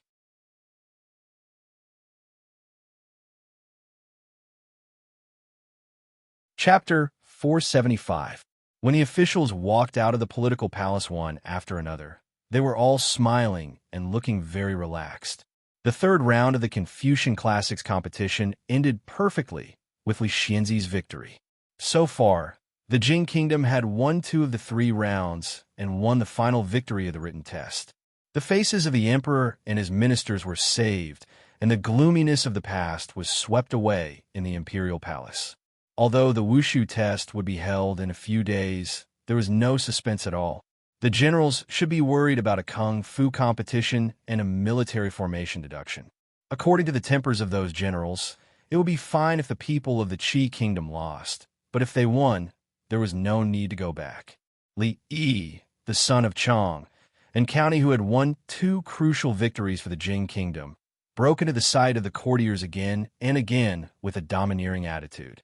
Needless to say, in the last 2 rounds, even in the first round, if not for Prince Jin's reminder, the imperial court would have lost all its face. If they thought about it carefully, it was also because of Li Xianzi. The officials no longer doubted why His Majesty favored county magistrate Li when there were so many talented men in the Jing state. Even when he beat up the prince, it was only a punishment that was loud and small. In the situation where the situation was obviously deteriorating, he single-handedly turned the tide. Who else in the Jing state could do this? His Majesty's ability to judge people was still beyond their reach. If not for the incident with the king of Shu, Li Xianzi's future would be bright, but unfortunately, the officials of the king of Shu no longer simply hated Li Xianzi. It was a blessing for the Jing kingdom to have such a young talent. They could no longer judge him according to their personal likes and dislikes. Prime Minister Qin, although the king of Shu and Li Xianzi have always been at odds, those who achieve great things don't care about trifles. We can't lose sight of the big picture because of small things. Several officials surrounded Prime Minister Qin and said hesitantly, "I will inform the king of Shu about this." Prime Minister Qin said with a nod after thinking for a while. After the officials left, a trace of worry appeared on Qin Xiang's face. According to his character, was it possible for the king of Shu to forgive the past and accept Li Xianzi again? If Li Xianzi had such a thought, he would not have done such a thing in the imperial palace that day. When Prime Minister Qin thought of something, a trace of exhaustion appeared on his face. He was not in a rush to leave the palace. Instead, a eunuch led him to a certain palace. The capital was already a sea of jubilation. The news from the palace had already spread out. The Qi kingdom had been defeated again. Li Xianzi had won 2 matches and completely reversed the losing situation. He had fought a beautiful turnaround. The people of Jingdo felt proud and elated. They all went to the streets, cheering loudly and shouting the name of the Prince of Chang and County. The roads were blocked. The government had no choice but to send runners to clear the way so that the carriages could pass.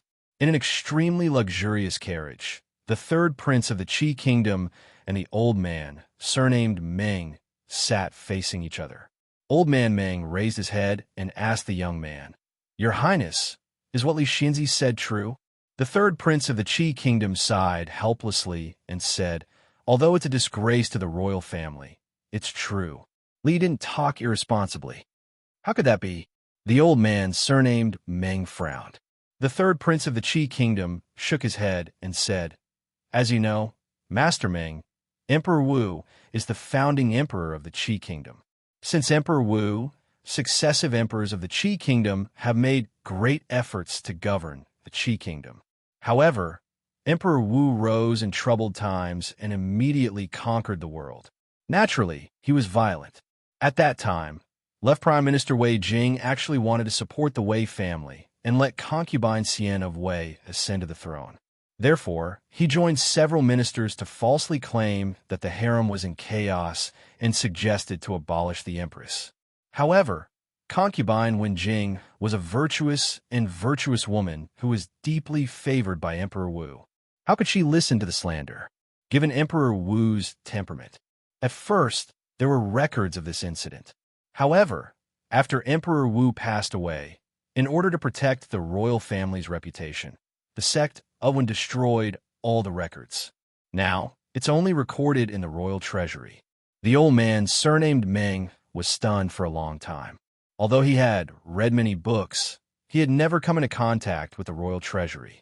He had thought that Li Xianzi was just making things up to embarrass him. Now, it seemed that Li Xianzi was much more knowledgeable than he had imagined.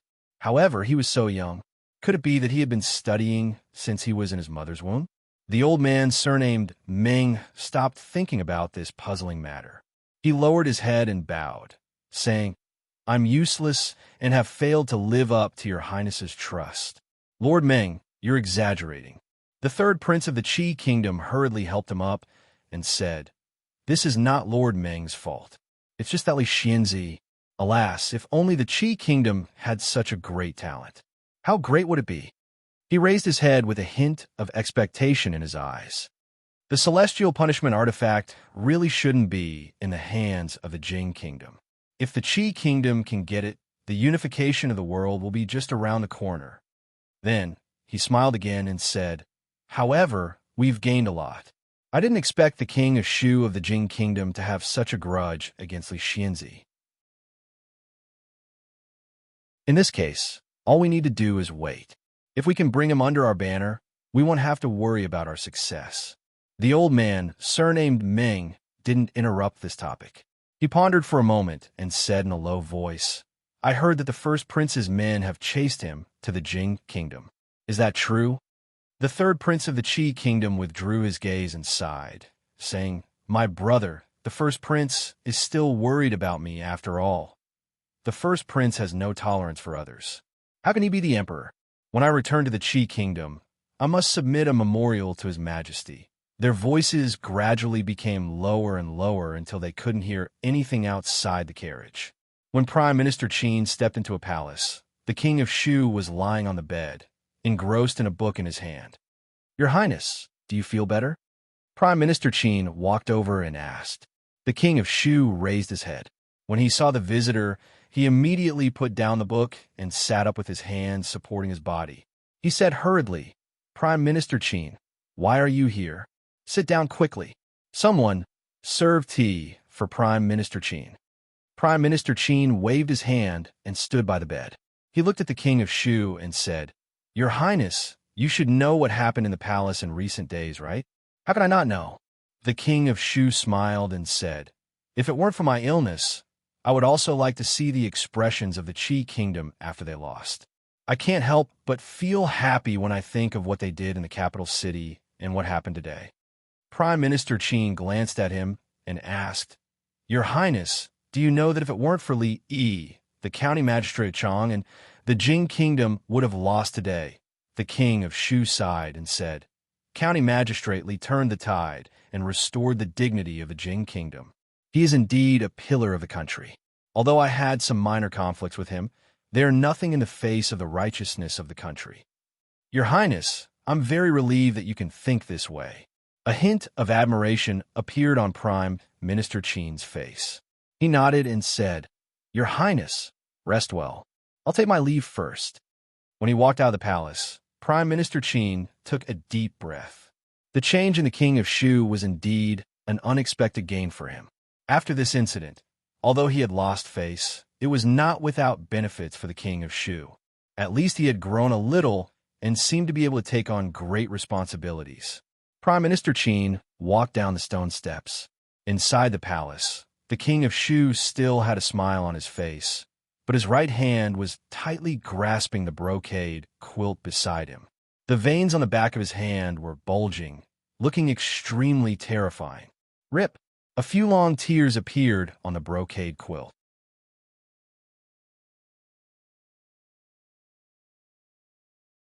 Chapter 476. Be more diligent these 2 days. Clean up the house from top to bottom. If you do a good job, you'll double your monthly salary this month. When the servants and maids of the Viscount's mansion, no, the Earl's mansion heard this, their hearts began to beat faster, and even their eyes turned red. Oh my God, it was only the beginning of the month, and the monthly allowance had already been doubled. If it continued to increase at this rate, the monthly allowance they would get would be more than what they usually got a year. In fact, the monthly allowance set by the old steward was just for show. If they met a master who would double the monthly allowance at the slightest disagreement, they would be ridiculed if they still got double the monthly allowance at the end of the month. Li walked around the courtyard and waved at Old Fong, who was about to go out. He said, Old Fong, get someone to cover the corners of the tables, the corners of the wardrobe, the doors ill. These places that are easy to knock and trip over. Young master, it's not like we have nothing to do. Why do we wrap these things? Fong said, curling his lips. Just do it. Don't talk so much nonsense. If you ask one more question, you don't have to go to the city to work tomorrow. Why don't you take care of the brothel at the entrance of the village? Fong's face suddenly changed, and he said hurriedly, Wrap it. I'll go now. I must. It'll be terrible if I trip and fall on the ground. Seeing Fong running out in a panic to find someone, Li Yi sat on a stone bench in the yard, drinking tea and resting. Mississippi, Lu had not been seen for the past few days, and Rui and Xiao Huan had gone to the city to buy things. He had been directing people for half the morning, and he was indeed a little thirsty. The old emperor was indeed a man of his word. On the second day after the written examination, after all the officials had left the court, he became the county count of Chang'an. However, Apart from the promotion, the increase in his salary, the doubling of his territory, and the promotion of his title of nobility, there didn't seem to be much use. But these were not important. The important thing was that Princess Yongning would come here in a few days for treatment. As for the upcoming wushu examination, who cared about the people and the courtiers talking about it? After sitting down for a while, Fong came in again and said, "Young master, there's someone outside who says he is your friend. He is waiting at the door." After saying this, Fong seemed to think of something and added, "He brought a gift, and it seems quite heavy. Then hurry and invite him in. To have friends come from afar, no matter how far they are, they must be killed." It was a joy, especially for friends who had brought gifts and were very sincere. They must not be neglected. People like Li Xian, who never brought gifts and always liked to steal things from home, weren't welcome on the list. I came to visit without an invitation. I hope you don't blame Brother Li. When the third prince of the Qi kingdom stood in the courtyard and cupped his hands towards him with a smile, Li's expression was somewhat startled. He did not expect that he was the one who came to visit with such a generous gift. "Why, Brother Li, do you not welcome me?" The third prince of the Qi kingdom asked with a smile. Li finally came to his senses and stretched out his hand, saying, "Please, what is the purpose of your visit today, third prince?" In the living room, the two of them sat down. After a maid served tea, Li went straight to the point. He had only met the third prince of the Qi kingdom a few times. Although he did not have any ill feelings towards him, due to their opposing statuses, they could not be considered friends. Logically speaking, the third prince should be gnashing his teeth in hatred for him for ruining his plans, right? But the third prince did not seem to care at all. At least, he could not guess what he was thinking. The third prince of the Qi kingdom waved his hand and said, "Brother Li, there is no need to be so formal. There is no third prince here. There is only Zhao Yi." Li only knew that Zhao was the surname of the Qi kingdom. This was the first time he heard the name of the third prince. He was even more puzzled. This third prince acted like he was very familiar with him, but he did not seem to know him that well. Zhao Yi smiled and said, "Brother Li, you don't have to worry. I am not a narrow-minded person. Brother Li won the 2 matches fair and square. Even Xiu won, and old Mr. Meng praised you. We have underestimated the people of the world. It is not unjust that we lost the 2 matches." Li did not know what to say. Could it be that the third prince had sent such a generous gift just to get close to him? "Third prince, if you have something to say, please say it." Li spoke again. After all, he still had to live in the Jing kingdom. It was not suitable for him to be too close to the third prince. If it were not for the fact that Li did not have a bad impression of him, and that he admired him a little, he would have asked Fong to send him off long ago. The third prince seemed to have a good personality. Li had discovered this the first time he had seen him. Ever since he stepped into the courtyard, none of his expressions or movements had made Li feel uncomfortable. Talking to such a person would naturally give one a feeling of being bathed in the spring breeze. It does not matter whether Brother Li believes it or not. I really want to be friends with Brother Li. Zhao Yi looked at him and said, "I have seen many young talents, but after meeting Brother Li, I finally understand what it means to be a genius." To tell you the truth, Brother Li was not born in the great Qi kingdom. Instead, you were born in the Jing kingdom. I am very sorry. Third prince, you flatter me. Li had to admit that the third prince was very good at praising people. When he spoke the truth, his expression was sincere and his attitude was touching. Although he knew that the third prince was a prince of the Qi kingdom, Li's impression of him continued to rise. If the Qi kingdom and the Jing kingdom were not at odds, you and I would definitely be best friends. Zhao Yi looked at Li and said, "Unfortunately, there are no ifs." Li sighed and said, "That may not be true." Zhao Yi smiled and suddenly asked, "I heard that there is some discord between Brother Li and Qin Yu, the eldest grandson of Prime Minister Qin and the king of Shu?" Li turned his head and looked at him. Zhao Yi did not wait for him to answer. He smiled and said, "No matter how you look at it, the king of Shu is the prince most likely to inherit the throne. In the future, The Qin residents will certainly be like the sun in the sky. I do not know why Brother Li has enmity with these two people. Zhao Yi paused and looked at him with a slightly serious expression. I just want to let Brother Li know that whether that day will come or not, there will always be a place for Brother Li in the Qi kingdom. Zhao Yi looked into Li's eyes and said seriously. He took out an object from his bosom and put on the table between them. In the Qi kingdom, seeing this object is like seeing me. Brother Li, keep it. Li looked at the dragon-shaped jade pendant on the table thoughtfully. At this moment, Zhao Yi stood up from his chair and sighed. I've stayed in the Jing kingdom for a long time this time. I'll be leaving tomorrow. It's a pity that I can't catch up with you for long. I hope I can see you again one day. I still remember that Brother Li still owes me a meal. He said again and turned to leave. No. Li shook his head and pointed at Li Xian, who was walking in from outside, and said, the person who owes you a meal is over there.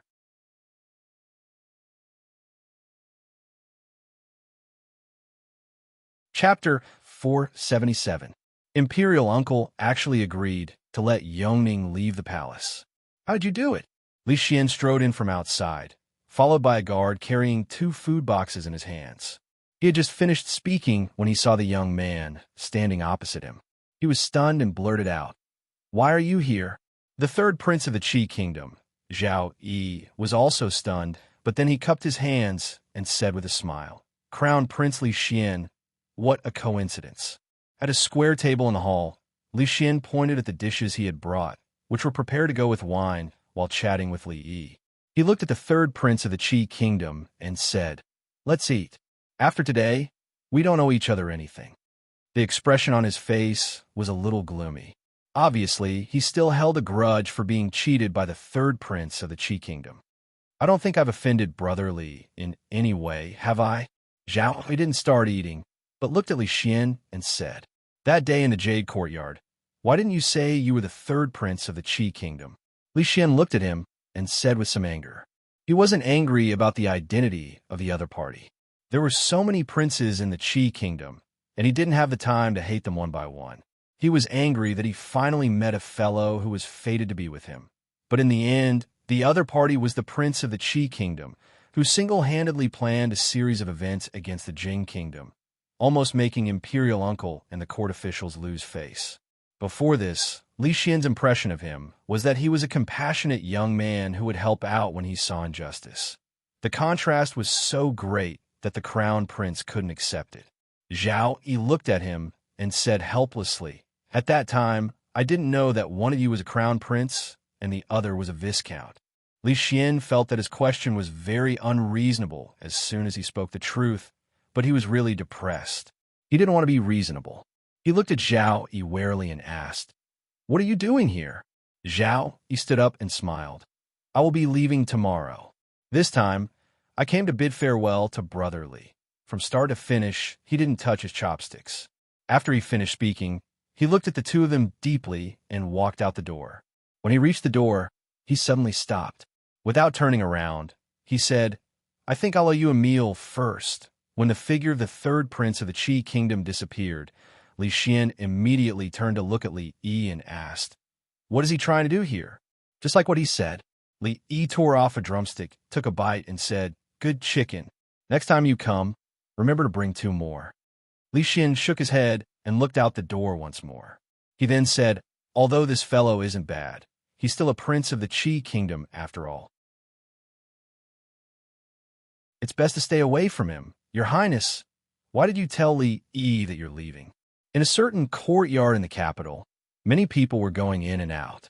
The blue-robed, middle-aged man stood behind the third prince of the Qi kingdom and asked suspiciously, what's going on? I feel that we will meet again in the future. Zhao Yi raised his head slightly and looked at the horizon. He said, if father did not rush me so urgently, we would have more time to make arrangements. It's a pity, the middle-aged man nodded and said, the most important reason for our visit this time is to discuss the problem of the 2 cities. The third prince has indeed stayed in the Jing kingdom for too long. I'm afraid there will be different opinions in court. For His Majesty to be able to drag things out until now, I think it must not have been easy. I'm afraid that brother also contributed a lot. Zhao Yi sighed and said, "Send down the order that everyone should try to pack as little as possible. Just bring enough food for 5 days. On the road, we must be careful." Then the combat examination. Are we not going to compete? The middle-aged man hesitated for a moment and asked, "Compete? Of course we have to compete. At this point, winning or losing is no longer important. But just like the Jing Kingdom's previous choice, even if we know we will lose, we cannot avoid it."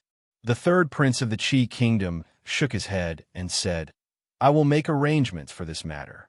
There is no need to worry. There is still one thing I don't understand." The middle-aged man bowed again and said, "Your Highness, why don't you just capture Li Yi and force him to reveal the secret of Tianfa? As long as we leave the capital," the third prince of the Qi Kingdom waved his hand and said, "This is the capital after all. None of the spies we sent to that place have returned. It is clear how much importance the Jing Kingdom places on Tianfa. Even if we manage to force out the formula, we will certainly not be able to safely escape back to the Qi Kingdom. Furthermore, Brother Li's value far exceeds Tianfa. These days, the people of the capital could finally hold their heads high after being suppressed by the people of the Qi Kingdom. They won the competition between countries. It was said that the third prince of the Qi Kingdom had done all he could, but he did not expect that there was such an outstanding talent as Li Xinzi in the Jing Kingdom. He was too ashamed to stay in the capital anymore and was going back to the Qi Kingdom today. Early in the morning, the people of the capital were waiting at the city gate, waiting to see the people of the Qi Kingdom make a fool of themselves. "Hey, that is the carriage of the third prince of the Qi Kingdom. I really want to see what the third prince looks like." On the street of the capital, a servant in Cyan couldn't help but say as he looked at the rows of carriages passing through the city gate, "What can he look like? He just has 2 eyes and a mouth. Stop looking. Young master hasn't bought what he wants. If you go back late, you won't have a good time." The servant next to the servant in Cyan patted him on the shoulder and said. The servant grimaced in pain as he rubbed his shoulder. He said angrily, "Second brother Wu, I know you have great strength, but you don't have to prove it on me every time. My bones are about to fall apart because of your patting these days. All right. Your body is too weak. You need to nourish yourself. Go now. Remember to ask the cook to stew a chicken for you tonight." The servant in Cyan cast a glance at the man and thought, what a nice way to put it. Every time I have to sacrifice my body, I can get some benefits from the fat cook. But in the end, it all goes to him. I can only eat the butt of the whole chicken, and I can't even drink the soup. When the carriage of the envoy of the Qi Kingdom passed through the city gate and disappeared before the eyes of the crowd, the people of the capital who had gathered around to watch the commotion dispersed. However, they still gathered in groups of 2s and 3s. They didn't stop talking. Just then, 2 figures walked in from the city gate. The one on the left had red lips and white teeth. He was an extremely handsome young man. He turned his head to look at the tall city wall, then looked at the endless stream of carriages and horses. He then turned his head to look at the slightly older young man and exclaimed, "Young master, this is the capital." The young man stood in the middle of the street, looking at the scenery in front of him that was vaguely familiar, but also very different from what he remembered. He shook his head and gently knocked on the young man's head, saying, "You're just like a country bumpkin. Don't just stare like an idiot. Hurry up and find someone."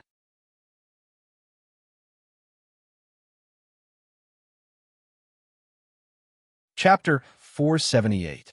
"Excuse me, where is the nearest theater from here?" A handsome young man with red lips and white teeth stopped a passerby on the street and asked timidly. "Theater?" The passerby waved his hand and said, "What theater? I've never heard of it." Excuse me. After asking a few people in a row, they all got the same answer.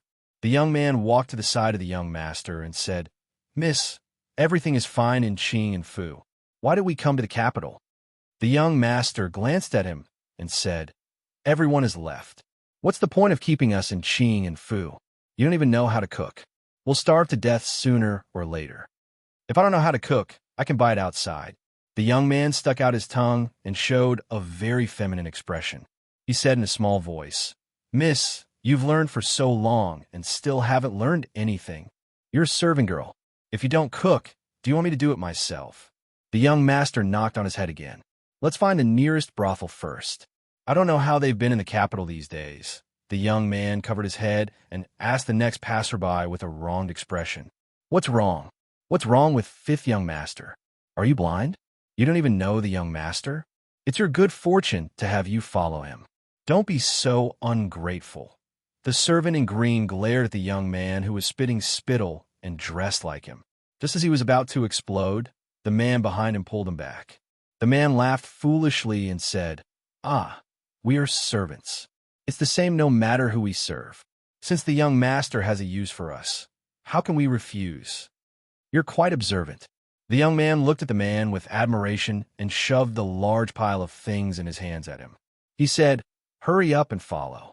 The man chuckled and said to his companion in green, "I'll just follow the young master. You go back and deliver the things to fifth young master.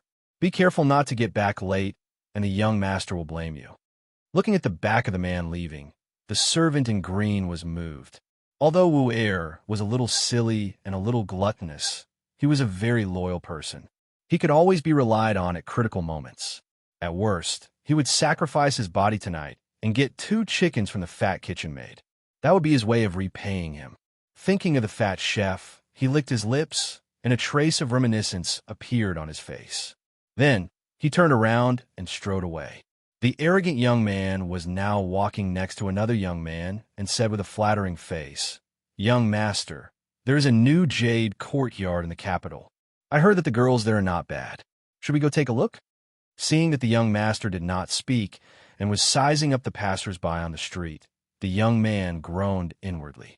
As a servant, he naturally knew the young master's hobbies. But now was a special time, and the Prime Minister had personally issued an order. If the young master caused any more trouble, not only would he be punished, but the servants would also not be able to escape punishment. Qin Yu's gaze had already rested on a young woman with an exquisite figure for a long time. Just as a pensive expression appeared on his face, a gentle voice suddenly came from beside him. "Excuse me, do you know how to get to the nearest brothel?" Having his train of thought interrupted, Qin Yu frowned and looked at the young man. After a moment, his gaze slightly narrowed and a playful expression appeared on his face. It was interesting for a woman to disguise as a man. Looking at her current handsome appearance, her true appearance should not be too bad. Go to the side, don't block the way." Without waiting for Qin Yu to say anything, the young man impatiently pushed the young man's shoulder. The young man's body staggered and fell to the ground, accidentally messing up his hair. The young man's expression froze, and he said in surprise, "A woman?" Not far away, the young master hurriedly ran over and helped her up. He asked with concern, "What's wrong? Are you hurt?" The young man stood up in a panic, tied up his hair, and said with grievance, "I just wanted to ask for directions, and he pushed me." Qin Yu looked at the woman who was also dressed as a man, and the playful expression on his face deepened. At this moment, he had forgotten about the young woman from before. After being grounded at home for nearly half a year and being strictly disciplined these days, he had long been unable to control some kind of desire. He glanced at the young man. After a moment of shock, the young man immediately understood and hurriedly said with a smile, Sorry, it was my fault just now. You two aren't from the capital, right? You want to find the nearest brothel here? It's a piece of cake. We'll take you there. There's no need. We already know the way." The slightly older woman who was dressed as a man had seen all kinds of people, so how could she not know what they wanted to do? They were unfamiliar with the capital, and judging from the other party's attire, they were obviously of extraordinary status and could not be entangled. At this moment, the young man hurriedly blocked in front of them and said, "Hey, don't rush. This is your first time in the capital, so you're unfamiliar with the people and the place. If you meet any bad people, it's better if we take you there." The passers-by looked at them with disdain and hurriedly walked away. Bad people? Young Duke Qin, who dared to rob people on the street, was the biggest bad person in the capital. However, people had always heard that he liked to steal other people's wives. Since when did he become interested in these handsome young men? The two men behind Qin Yu also playfully stood out and blocked the way of the two people. The young man's expression slightly changed. He never thought that under the broad daylight of the capital, under the foot of the emperor, such a thing would happen. No one, including Qin, noticed that behind them there was a man with a lot of bags hanging on his body. He had an extremely surprised expression on his face. "Miss Xiao Chui," he murmured in a low voice. When he looked at the young man again, he had already guessed his identity. Wu Er's face showed a trace of hesitation. His fists hidden under his sleeves were tightly clenched, and his breathing was slightly heavy. It seemed that he was thinking about something. After pondering for a while, he sighed and looked at Qin with an ominous glint in his eyes. Suddenly, a thunderous voice suddenly exploded in everyone's ears. "Hey, in broad daylight, under the clear sky, under the foot of the emperor, you dare to do such a despicable thing. Do you still have eyes for the law?" Qin didn't even have time to react. In front of his eyes, a fist suddenly enlarged, and then he felt an intense pain. His whole body flew 20 feet away, and under this punch, he immediately fainted. Wu Er's face showed a surprised expression, and the fist at his sleeves slowly loosened. The young man and the delicate young man were also stunned, and they couldn't come back to their senses for a long time. The people on the street were even more shocked. Where did this hothead come from? He even dared to hit young Duke Qin. Did he not want to live? Qin's two guards finally reacted. A trace of panic flashed on their faces, but they quickly regained their composure. They angrily pounced on the man who had appeared on the scene. Several banging sounds were heard. This man's skill was surprisingly good. In just a few breaths of time, the two of them were knocked down to the ground, unable to get up again. Who are you?" The young man's body trembled, and he looked at the man in fear. Hearing this, a trace of joy flashed across the man's face. He immediately said in a loud voice, "Listen up, I am Xuanzhou's Zheng Mian, ranked 23rd on the hero ranking. I saw injustice on the road, so I lent a hand. If you want revenge, come find me." They didn't know if it was an illusion, but at this moment, a strange thought suddenly surged in the hearts of countless passers-by. From beginning to end, this man beat up young Duke Qin on the street. It seemed like his motive was not to see injustice, but to shout out the words he had just said. If he only wanted to make a name for himself, then he had indeed done it. There were countless people in the capital who didn't like young Duke Qin, but the only one who dared to treat him like this on the street was this man in front of them. "Hero, you'd better leave quickly. The person you just beat up is young Duke Qin. His grandfather is the current prime minister." A passerby who was hiding in the crowd kindly reminded him. "What?" Hearing this, the man named Zheng Mian's expression changed greatly. The prime minister's grandson.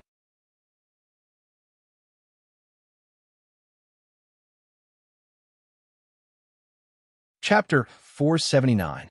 The man, who had a righteous expression on his face, froze on the spot when he heard the kind reminder from a passerby. The reason why he taught this playboy a lesson on the street was because he wanted to make a name for himself so that he could be ranked on the chivalry ranking. Who would have thought that this person was the grandson of the prime minister? This seemed to be a little different from his original plan. "Hero, you'd better run. You can't fight against the Qin family in the capital." Young Duke Qin, who had always been arrogant and had no regard for the law, was the scourge of the capital. Seeing him being beaten up on the street, the crowd only felt happy in their hearts. They also had a good impression of the swordsman named Zheng Mian, so they kindly reminded him again. Because there were already many people gathered here, no one could hear them if they spoke in the crowd. "Looks like I can't stay in the capital anymore." The man secretly cursed his bad luck. He couldn't afford to offend anyone on the street in this King capital. He wanted to pay a visit to the famous heroine Lu. If he was lucky enough to join the Lu Alliance, that would be great. But now, it seemed that he had to prepare to run on his first day in the capital. However, he would offend either way, so he might as well let him vent his anger. The man scratched his head and thought about it. He felt that this was right. If he couldn't stay in the capital, he could go to Qing in prefecture. So what if it's Prime Minister Qin? Can the Prime Minister's grandson be lawless? The man snorted coldly. With a face full of righteousness, he said loudly, "This is the capital, under the feet of the emperor. Since someone is using his power to bully others, I will let him know the consequences of using his power to bully others." The burly man kicked Chinyu on the ground like a ragged sack. After a series of punches and kicks, he laughed and said, "Remember my name well. I am Zheng Mian of Xianzhou, ranked 23rd on the Hero Earth ranking." After he finished speaking, he quickly flashed into the crowd and soon disappeared. Hero, he knew that the Qin family was powerful, but he still offended young Duke Qin. In the hearts of the crowd, they no longer thought of him as a brute. He was a true hero, worthy of the name of a hero. They immediately felt deep respect for him. Zheng Mian of Xianzhou. They silently remembered this name in their hearts. The officials always appeared a long time after they were supposed to appear. Seeing little Duke Qin covered in wounds, they naturally didn't dare to be negligent. A few people immediately went to find the culprit, and another person was sent to inform Qin Manor as soon as possible. The rest of the people carried little Duke Qin and ran to the nearest medical center. "The place you're looking for, just follow this road all the way, and you'll find the second hostel." The man named Wu Er followed behind them. When he passed by the woman dressed as a man, he whispered something to her.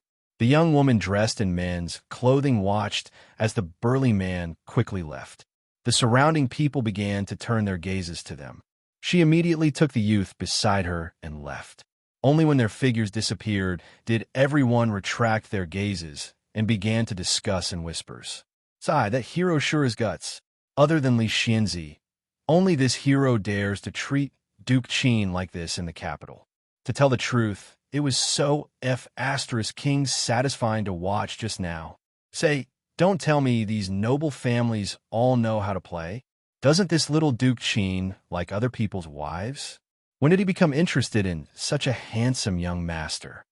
Those are clearly two Xiaonyang's sons. Are you blind? Young Duke Qin was beaten half to death on the streets of the capital. This could truly be considered a super explosive piece of news. Even the hero named Zheng Mian became famous in the capital.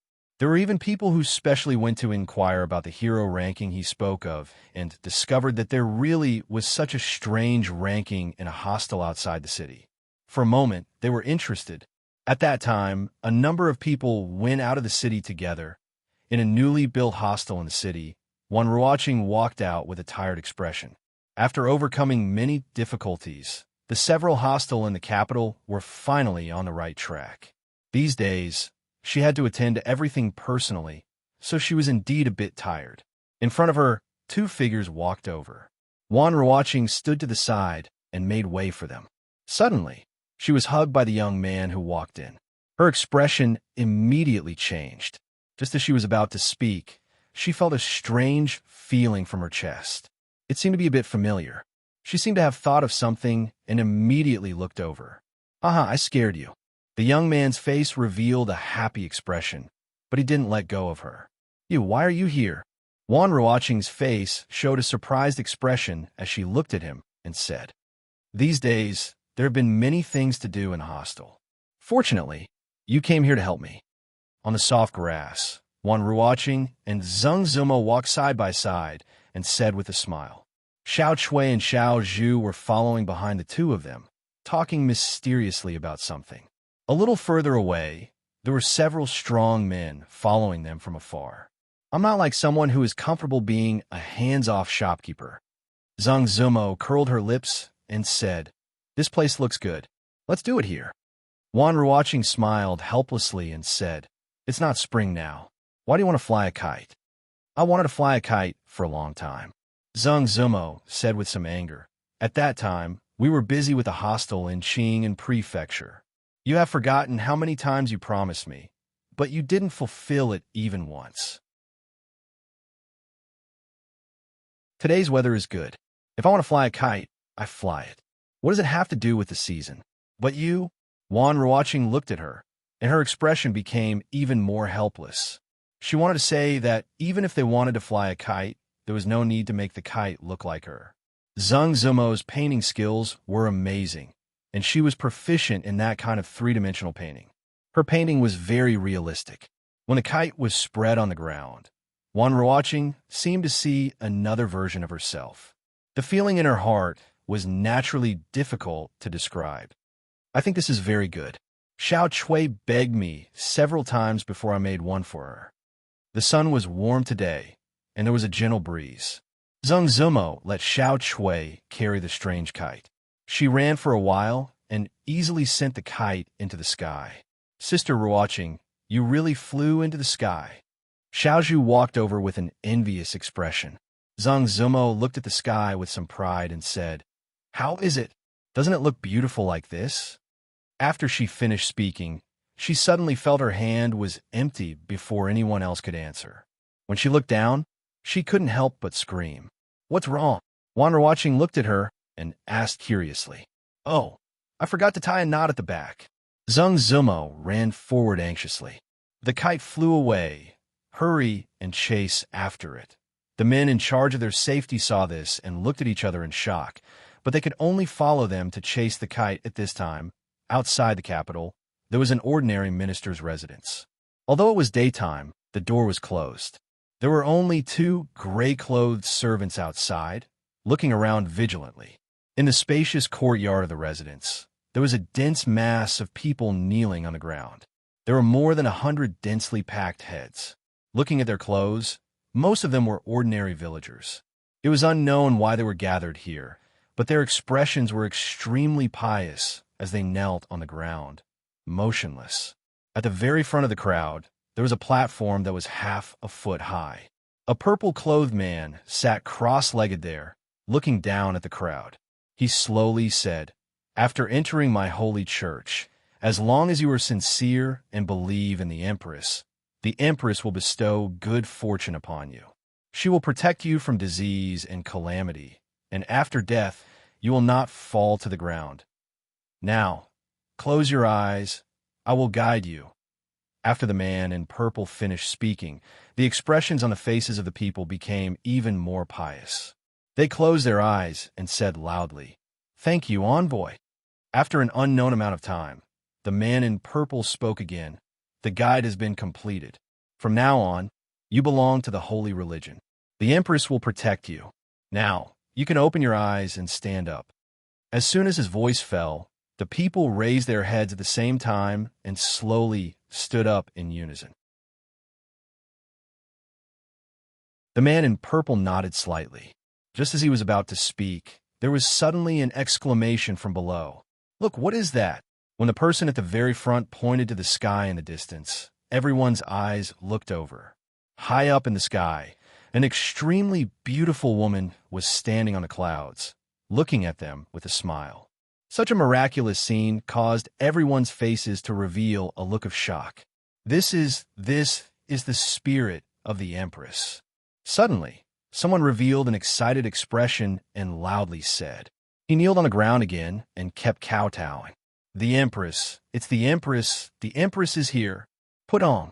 Not long after, 2 people, 3 people, 10 people, 100 people, all of them kneeled on the ground, their faces solemn and solemn. They were unprecedentedly pious. The man in purple suddenly turned his head, just in time to see a figure flash in the clouds. In that instant, his pupil shrank.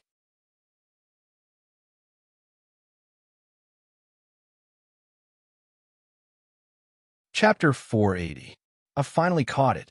A man in a short-sleeved shirt held one end of the string and quickly climbed up a giant tree. He untied the string and took down the kite. "The girls are still waiting over there. Let's go back." The man jumped down from the tree and waved at the 2 people chasing him. His expression was a bit gloomy. He was supposed to protect the 2 girls, but he didn't expect to chase the kite for several miles. It was not as interesting as watching the competition at the brothel. On a grassy slope, Wan Ruoqing asked Zheng Zumo in confusion, "Didn't you say before that you would never come to the capital in this life? The past is the past. For us, what's the difference between the capital and Qing and prefecture?" The kite flew away, and Zheng Zumo was a bit dispirited. She looked at the faintly discernible walls of the capital and asked, "You've been here for a few days. Have you seen him?" "Not yet." Wan Ruoqing smiled and shook her head. "He's been busy these days. He's been busy. Zhang Zumo's tone was sour. A 30-year-old county uncle who defeated the people of the Qi Kingdom in 2 competitions. He's a national hero. Even these brothels are things he does when he's bored. In the future, the distance between us and him will only grow further and further. Wan Ruoqing smiled and saw a few men walking over from not far away. They were holding the kite that had just flown away. They turned to her and said, "Aren't you going to fly a kite? Remember to tie the line this time." Zhang Zumo waved her hand. "Forget it. I'm a bit tired from running and suddenly don't want to play anymore. Let's go back." Seeing her walk back the way she came, Wan Ruoqing shook her head. She said something to the people behind her and helplessly followed. In the courtyard of a minister's residence, Great Emissary, was that the Empress just now? The Empress really did show herself. Yes, it must be. The Empress specially sent down a miracle because of our sincerity. The purple-clothed man's eyes flickered as he looked at the excited and fanatical believers below. That mystical scene just now had given him too much of a shock. Even now, it was still stuck in his mind, unable to be erased. Could it be that the one standing in the clouds just now was really the Empress? Whether or not it was the Empress, the scene just now was undoubtedly a great help to their great cause. Those believers who were not devout enough and had doubts in their hearts had all become fanatical believers at this moment. The purple-clothed man's eyes flashed several times, and his face became solemn once more. Looking at the crowd below, he slowly said, "That's right. What you saw just now was the true body of the Heavenly Empress. This is a miracle that the Heavenly Empress specially sent down to encourage you. In the future, you must sincerely worship the Heavenly Empress. If there is a chance, you may see the Heavenly Empress appear again." After learning the truth from the messenger, the crowd that had quieted down immediately burst into cheers again. Everyone saw this incredible scene with their own eyes. The Heavenly Empress stood on the clouds and looked at them. In the future, what Buddhas and immortals were there to worship? Could those Buddhas and immortals appear in front of so many people like the Heavenly Empress? "I am guilty." Suddenly, someone in the crowd knelt down and loudly wailed, "I actually doubted the Heavenly Empress just now. I asked the Empress to forgive me." Put on. After he knelt down, another 10 people immediately knelt down and repented for doubting the Heavenly Empress. They constantly kowtowed until blood seeped out of their foreheads. The purple-clothed man walked down from the high platform. With a face full of compassion, he said, "You do not need to be like this. The Empress is merciful and will not blame you for this. As long as you wholeheartedly work for the holy religion in the future, even your past karma will be eliminated by the Empress." Not long after, everyone with extremely pious expressions walked out of the courtyard and gradually disappeared into the surroundings of the house. In the courtyard, the purple-clothed man looked at the 2 servants and asked in a deep voice, "Where is the Empress now? There has been a change in the situation. I must immediately report to the Empress." "What?" Li Yi looked at Li Xian, who couldn't help but laugh. He asked, "What did you say? Qin was beaten up?" He even dared to beat Prime Minister Qin's grandson. Just who has the guts to do so? Li Xian's guard stood at the back and looked at the 2 with a strange expression. All the people in the capital who had beaten up Duke Qin were standing here. "You still have a nerve to ask who had the guts to do so?" "No, I don't know." Li Xian had been laughing since the beginning. As he laughed, he said, "I heard that he was molesting on the street and was seen by a passing knight. He didn't know his identity and only thought that he was an ordinary hedonistic son of a rich family. He ruthlessly taught him a lesson on the street.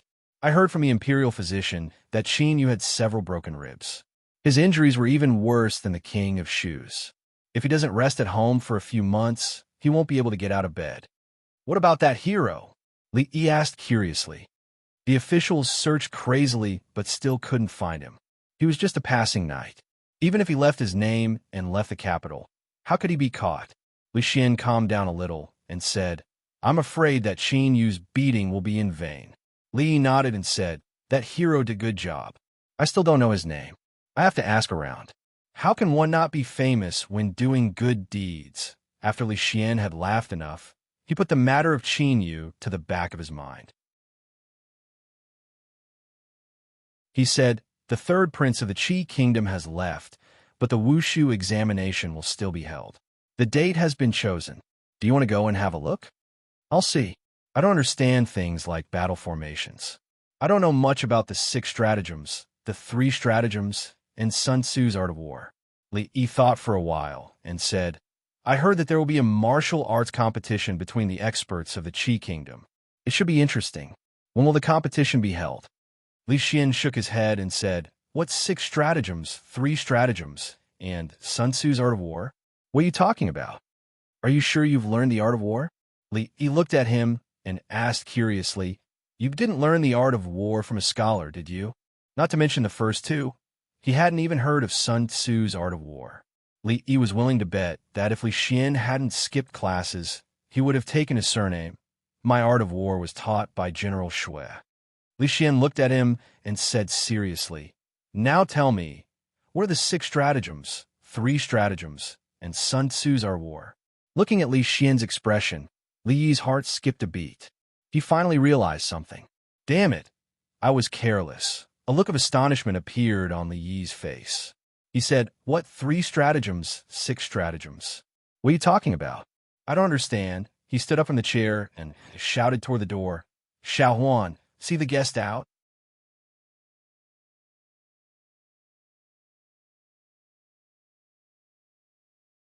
Chapter 481. Hearing the son-in-law call for her, the servant girl hurriedly ran in. Not long after, she walked out again, somewhat baffled. Where did this book on the Art of War come from? Li Xian looked at Li Yi and asked in astonishment. When it came to history, he might have a headache, but when it came to the Art of War, even though he had never personally practiced it, his theoretical knowledge was extremely abundant. Thinking back, he studied together with more than 10 princes and descendants of generals. But old General Shui was the most strict with him. If he made the slightest mistake, he would be heavily punished. This directly caused his grades in the Art of War to be even higher than those descendants of generals. Even though it could not be said that he was familiar with all the books on the Art of War in this world, there were still many that he had not even heard of. Since he had already aroused Li Xian's curiosity, this matter could not be brushed aside. Li Yi sighed and said, "This is a long story. It was another bitter winter." Li Xian felt that this routine was somewhat familiar and blurted out, "No." Li Yi shook his head and said, "It was a scorching summer, even hotter than this year." One day at noon, Li Xian looked at him and asked, "Then that old man left you a few books on the Art of War?" Li Yi thought for a moment and said, "If you don't believe me, I can change the story. How about changing the background to winter?" Li Xian nodded and said, "Let's go with winter." It was the coldest day of the year, and the snow blocked the mountains. The old man, under the pressure of hunger and cold, collapsed at your doorstep. Later, to thank you for saving his life, he gave you such an important thing. This would be easier to believe. After the last 2 rounds, Li Xian had a deeper understanding that Li Yi had read many books. That was why his mind always had so many strange ideas. He could compose poems, understand the meaning of the scriptures, and know that stones fell at the same time. Even if he said that he really knew the Art of War, what was so strange about that? Li Xian looked at him again and said, "The first round of the combat examination is the deduction of battle formations. The combat examination is different from the written examination. We can't let those famous old generals personally participate, so we have come to an agreement with the Qi Kingdom. Those participating in the combat examination must be of the younger generation. The second generation of the family of generals are all over 30 years old and do not meet the requirements. The youngest generation is about the same age as us, and there are not many who have participated in battle." Li Yi seemed to have understood something. He looked at him in surprise and asked, "It can't be that you want to participate, right?" Li Xian sighed and said, "I don't want to either, but old General Shui said that I won the written examination.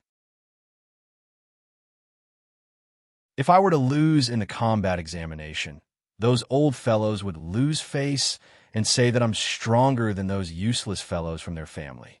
Are you sure that reading these things will help?" Li Yi looked at him and asked, Which great general learned this from reading military books? Li Xian shook his head and said, "There's no need to participate in battle this time. I think that since the people of the Qi Kingdom are so confident, their opponents must not be simple. It's better to read than not." Since Li Xian had already said so, Li Yi couldn't refuse anymore. Sun Tzu's Art of War and 36 Stratagems should be two of the most famous military books in the future.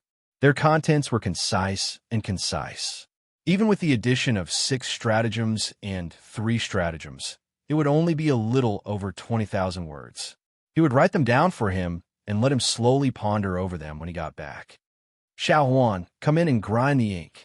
Seeing Li take out a brush and ink, Li Xian hurriedly called out to the door. "Grind it yourself." Li Yi glanced at him and said impatiently, "This fellow, he really didn't treat himself as an outsider anymore." The little servant girl poked her head in from outside the door. Seeing that the crown prince had yet to leave, she curled her lips in dissatisfaction. The son-in-law had promised to teach her how to use the flower-flipping rope in a while, but she didn't know how long she would have to wait.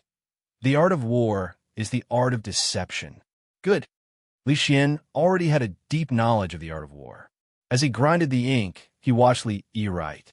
When he saw a certain part, he couldn't help but praise it. But after a moment, he frowned and said, "Sun Tzu's Art of War. Why is it called Sun Tzu's Art of War? Isn't this just cursing yourself?" He still thought that there was no such thing as a snowy day or an old man who fainted in front of Li Yi's house. As for why Li Yi named this book Sun Tzu's Art of War, he showed great confusion. "Then what do you think it should be called?" Li Yi asked casually. In another world, the author of Sun Tzu's Art of War was General Sun Wu of the Wu Kingdom during the spring and autumn period. It wasn't clear if Sun Wu existed in this world, but Sun Tzu's Art of War definitely didn't exist. In this way, this name didn't have any meaning and would instead make people feel strange. I think. Li Xian looked at the content on the paper and thought for a moment. Suddenly, he pointed to a certain place on the paper and said, "This character is wrong." Looking at the place he pointed at, Li Yi realized that he had written too hastily just now. He subconsciously wrote a simplified character, made a cross on it, and wrote the characters that were commonly used in this world. Li Xian nodded and said, "Since this is done by the two of us together, why don't we call it Li's Art of War?" The pen in Li Yi's hand paused. He looked up at him with an incredulous expression and asked, "Done together?" Li Xian nodded, pointed to the place just now, and said, "I pointed out that you made a mistake." After saying that, he seemed to feel that it was a little inappropriate, so he thought for a moment and said, "Of course, your contribution is greater, so your name can be written at the front." After being stunned, Li Yi stood up from the chair. "Finished writing?" Li Xian looked at him and asked. "No." Li Yi shook his head, handed over the pen in his hand, and said, "Here's the pen, you write." "Son-in-law, what's wrong?" While teaching the little servant girl how to flip the flower rope, Li Yi let out a long sigh, causing her to blink her big eyes and ask curiously, "I don't know where you learned this from, but how did you become so shameless now?" Li Yi was filled with emotion. Thinking back to the first time he met the crown prince, he was so upright, so pure, but now? Before long, the generals of the Jing Kingdom and His Majesty the Emperor would be able to see Li's Art of War, Plum's 36 Stratagems, Plum's 6 Strategies, Plum's 3 Strategies, How to Make Plums Taste Good, 128 Ways to Cook Sugar-Roasted Chestnuts, and so on. Thousands of years later, when people were studying the ancient military cultural heritage, an important part of the excellent traditional culture, Li Zi's works collection, they might also be able to imagine that in July of the second year of Jinghe, a famous poet, thinker, educator, writer, playwright, inventor, and military strategist of the kingdom of Jinghe single-handedly pushed forward the big event that had been controversial for nearly 1,000 years and opened the prelude to a new era. He was known as one of the top 10 people who had influenced the world since ancient times. He was most likely a time traveler and another person who was also famous throughout the ages. What kind of clash of ideas did these two great initiators have to write such a masterpiece that has been passed down for thousands of years? Of course, experts in this field would also discuss why there was a book called How to Make Plums Well in Plumworks Collection, and why the book 128 Ways to Make Sugar-Roasted Chestnuts was not sugar-roasted plums. Furthermore, the book didn't really record 128 ways to make sugar-roasted chestnuts. Was this an oversight by the two authors, or was it an omission in the book during the process of circulation? The flower rope is new. It becomes a scarf. The scarf is broken. The thread is loose. The thread is messy. In July, the second year of Jinghe, when the little maidservant wrapped a silk thread around her finger, she went to find a few of her close friends to play this new game she had just learned. She would never have thought that whether the flower-flipping rope was created by the maidservant of the great man's family would become a controversial issue thousands of years later.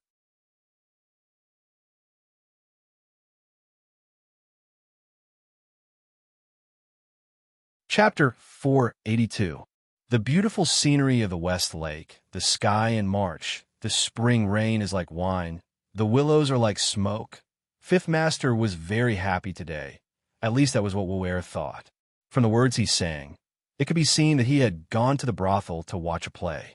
It was The Legend of the White Snake that was popular in Jing recently. He had known this song for a long time.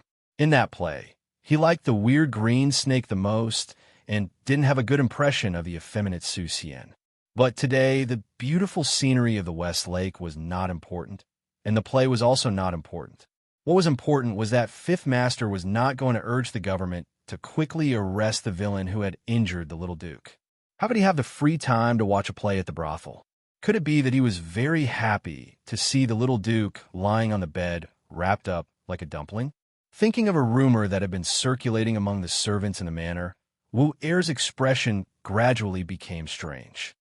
Wu'er! Just as he was thinking this, he suddenly heard Fifth Master Qin call his name. Wu'er quickly said, "Fifth Master, what are your orders? I heard that you were there when the young master was beaten up that day." Fifth Master Qin walked over, bringing with him a strong smell of alcohol. Wu'er quickly said, "I was indeed there at the time, but Fifth Master, it's not that I didn't help the young master. It's that the villain was too powerful, and I couldn't beat him." Fifth Master Qin waved his hand and said, "I don't blame you. Come, tell me in detail what happened that day." Wu'er looked at Fifth Master Qin, and his eyes flashed a few times, but his face showed an honest expression.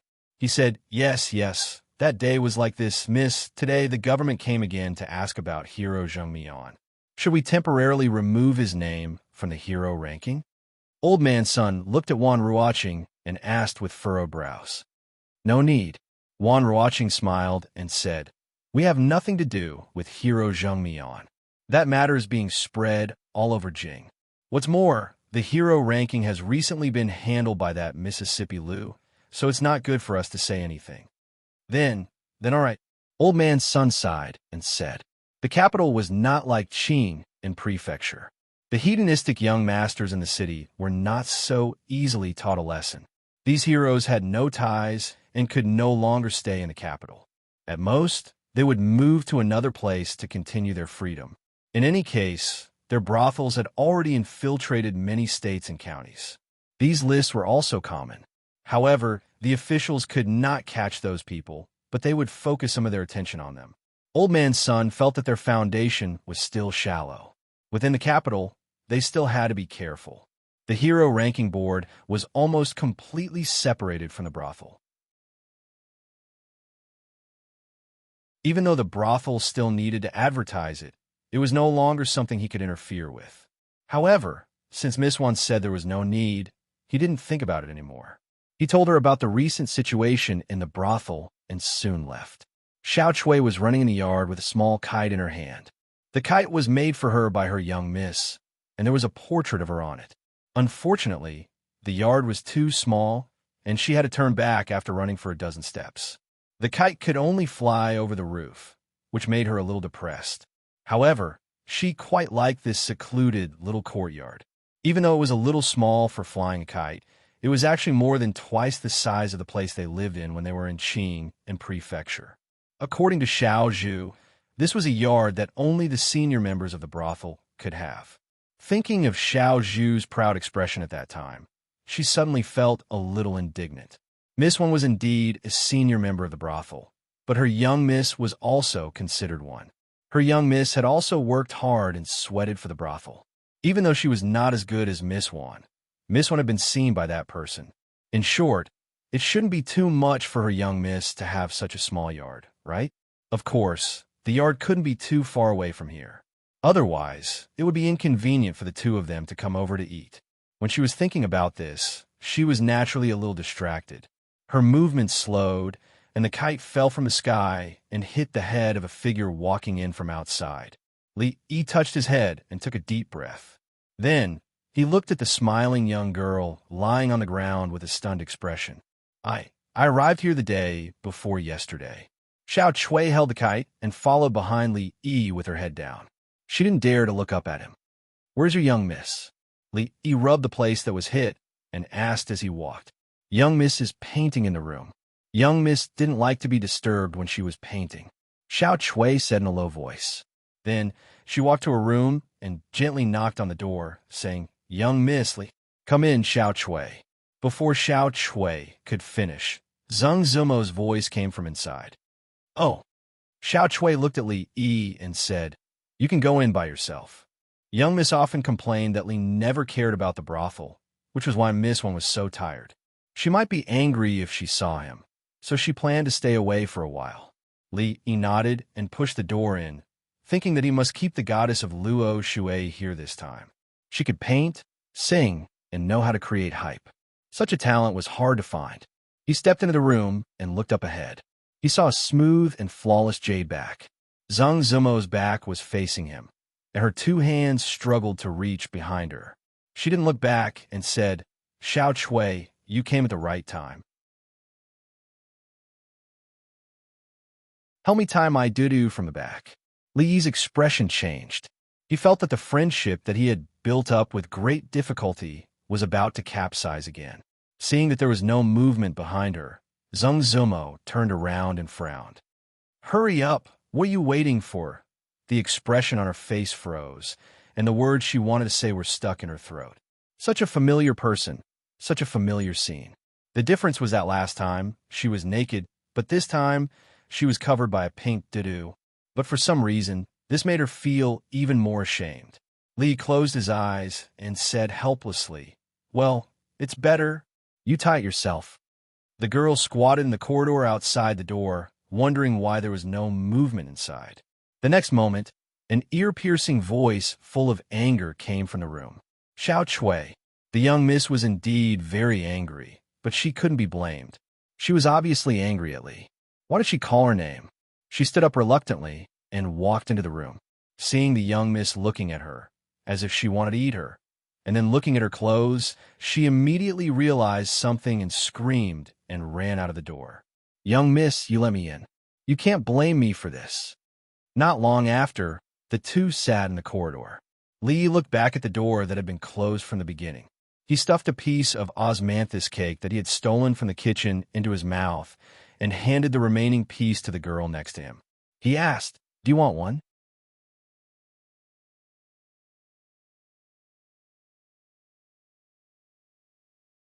Chapter 483. Thank you, but no. The girl named Xiao Chui shook her head. She was not like the young miss who could never get tired of eating osmanthus cake. Li Yi breathed a sigh of relief and threw the last piece into his mouth with peace of mind. What should I do? The girl said with a bitter face. She could already foresee what kind of storm she would face next. She couldn't help but worry. Li Yi shrugged, indicating that he was also helpless. Although it seemed like he was taking advantage of the situation, he was able to encounter such a thing every time. Could it be considered fate arranged by God? The heavens were really kind to him. Seeing her frown, Li Yi comforted her. Don't worry. I will explain to your young miss later. I won't let her make things difficult for you. Although in today's era, the etiquette between men and women was very strict. Not to mention being seen on the back. Even if one accidentally saw a woman's feet, a stubborn chaste woman might turn around and jump into a well. However, it wasn't like he hadn't seen more exciting things before. It shouldn't be a big deal at this level. Xiao Chui glanced at him. She didn't show a relaxed expression because of the comfort just now. Of course, the young miss wouldn't make things difficult for her. Last time in the Jade Courtyard, it was already like that, and the young miss didn't scold her much. As for Li himself, it was better to pray for more luck. As if hearing the movement in the courtyard, Ruoqing walked out of the room and saw Li Yi and Xiao Chui sitting side by side in the corridor opposite. They were also holding their cheeks with one hand and had a bitter expression. For a moment, she was stunned in the room. Tseng Zumo had already put on her clothes and buried her head deep in the quilt. Thinking of how she was seen wearing her underwear, her breathing became a little short, and her cheeks began to blush. Other than that, there was nothing else. She suddenly sat up from the bed, touched her chest, and found that her heartbeat didn't speed up. The expression on her face was startled. After carefully feeling it, her expression began to change. She took out a small mirror from the corner of the bed. After looking at it, she gritted her teeth and said hatefully, Tseng Zumo, are you really a shameless woman? You stay here for a while. I will go make some osmanthus cakes. We will take them with us when we leave. Seeing that Li Yi even ate the crumbs of the osmanthus cake in his hand, Wan Ruoqing smiled and said softly, then walked to the kitchen. Because he had to explain to Tseng Zumo later, Li Yi decided to stay here for a while. If Tseng Zumo still didn't come out when the osmanthus cake was ready, he would knock on the door. As he was thinking about this, he suddenly heard the sound of the door opening behind him. He turned around and saw that the closed door had been opened, but Tseng Zumo hadn't come out. Xiao Chui pouted her lips at him and hid a little further away, meaning that he should solve his own problems by himself. Xiao of Xiao Xiao Xiao Xiao Xiao Li. Xiao Xiao Xiao Xiao Xiao Chui Xiao Xiao and of Xiao Xiao. Xiao and Xiao of a Xiao Xiao Xiao. When Li walked into the room, he saw Tseng Zumo sitting on the side of the bed facing him. She didn't have scissors or a vase in her hand. He was relieved. Li walked into the room and saw Tseng Zumo sitting on the side of the bed facing him. She wasn't holding scissors or a vase in her hand. He was relieved. Misunderstanding. I swear this time is the same as last time. It is still a misunderstanding. He walked over and said sincerely. Tseng Zumo had finally calmed down. When she heard him say last time, some images appeared in her mind. Her cheeks once again flushed unnaturally, and her chest heaved up and down slightly. Li Yi saw that she seemed to be about to explode. He seemed to have thought of something and immediately said, No, this time is different from last time. This time there is a dude to shut up. Tseng Zumo finally couldn't take it anymore. She stood up abruptly and said, Get out. I don't want to see you now. Really, I only saw that pink doo-doo. I really didn't see anything else. Of course, Li Yi couldn't leave now. Otherwise, he wouldn't be able to explain himself in the future. This thought changed the next moment because she saw the goddess began to look around, obviously looking for something. When her gaze swept across the huge vase on the stool, her eyes obviously lit up. Li raised his leg and walked outside, muttering softly, I really only saw the doo-doo. Get out. Tseng Zumo finally couldn't help but yell. Outside the door, the little servant girl sitting in the corridor shivered. Her face was full of worry. It's over. She even said, Get out. This time, the young lady was probably really angry. What's so gray about a doo-doo? Although it is comfortable to wear, it will droop after a few years. It doesn't shape at all. The effect is far worse than a bra. Li Yi muttered again and was about to walk out of the room. Wait! Hearing the voice behind him, Li Yi stopped in his tracks. He saw Tseng Zumo standing by the bed, looking at him with a murderous expression. He gritted his teeth and said, Come back. After being stunned for a moment, he didn't go back. Instead, he walked faster. Looking at her now, only an idiot would go back. Maybe she was hiding a pair of scissors in her sleeves, ready to die with him. The servant girl named Xiao Chui stood up from the stairs and decided to see what was going on in the room. The next moment, she saw Li walk out of the room quickly. As soon as he stepped out of the door, he was dragged in by his young lady. Then, the door closed tightly, and there was no more sound coming from inside. She grew up in a brothel. Although she hadn't had sex yet, she knew what she should and shouldn't know. Looking at the closed door, an expression of disbelief appeared on the young lady's face. After a moment, she came back to her senses and tiptoed to the door. She put her ear to the door, and her eyes kept moving. Here, it looks like this. He put down the brush and pointed at the two bowl-shaped objects on the scroll. If there was no previous foreshadowing, Tsungzumo naturally wouldn't think of other aspects. However, at this moment, her face was red. She glared at Li Yi and scolded, "Shameless." Then, she looked at him with suspicion on her pretty face and asked, "This thing really works? Try it and you'll know," Li Yi said. Whether it was useful or not, he would only know after using it. There must be a reason why women's underwear in ancient times was replaced by bras in modern times. Bah, I'll show you who wants to try it. Tsungzumo glared at him fiercely and quickly hid the painting under the other paintings. Shameless. She glared at Li Yi again and gritted her teeth. Li glared at her. Since when did he have this intention? Thinking that an angry woman's IQ was 0, he didn't want to argue with her. He decided to hide for now and wait for her to calm down. He quickly walked outside. When he reached the door, he turned around and said seriously, "Actually, to be honest, pink doesn't really suit you."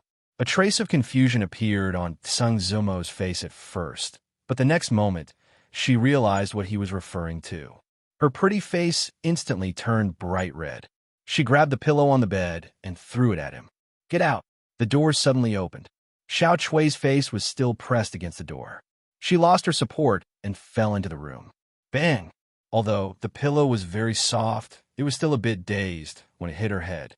Xiao Chui climbed up from the ground, holding the pillow in her hand. She looked at her mistress, and then at a certain person whose figure had already disappeared.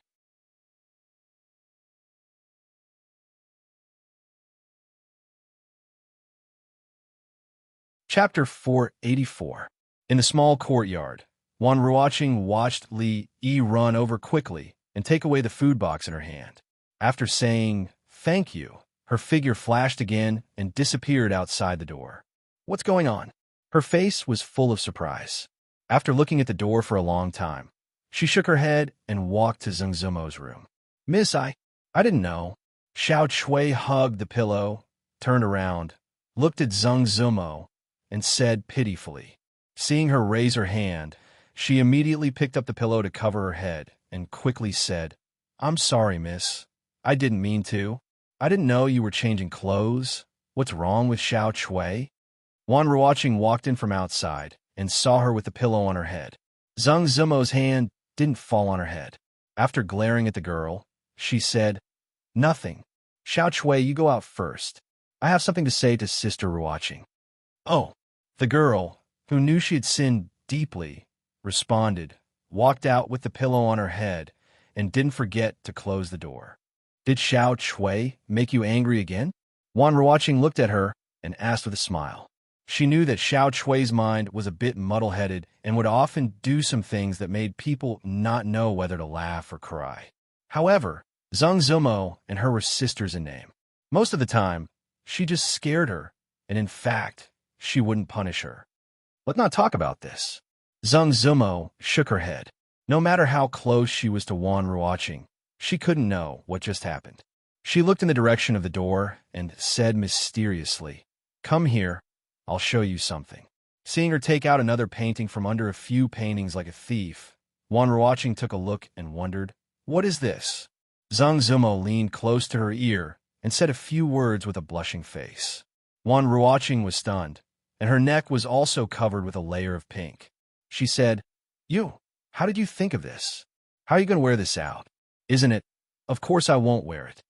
Tsungzumo pouted and said, "But there are no outsiders at home. It's not like you don't know how hard it is to wear a corset all day. If this continues for a few years, it will. But us women, aren't we all like this?" Wan Ruoqing's face was still pink. "Why should we women be like this?" Tsungzumo raised her eyebrows and said, "At that time, what kind of woman are we?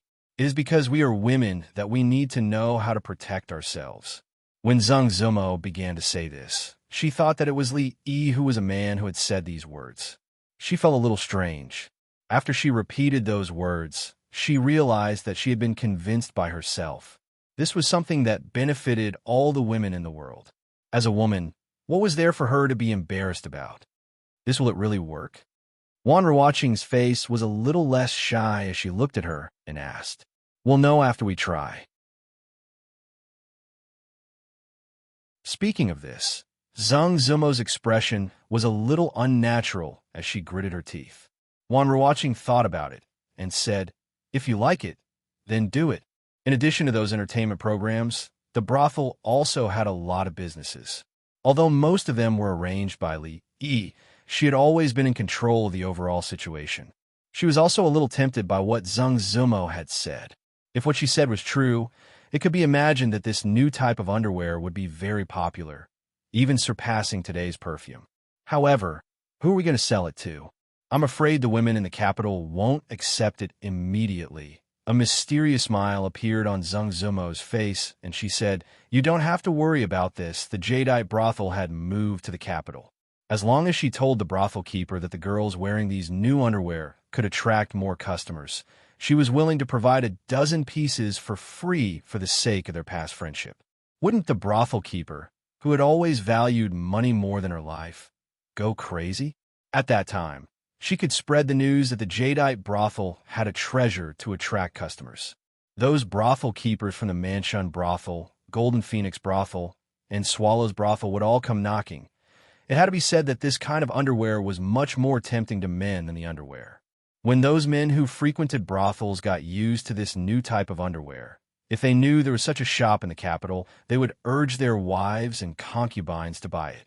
Everything else would follow naturally.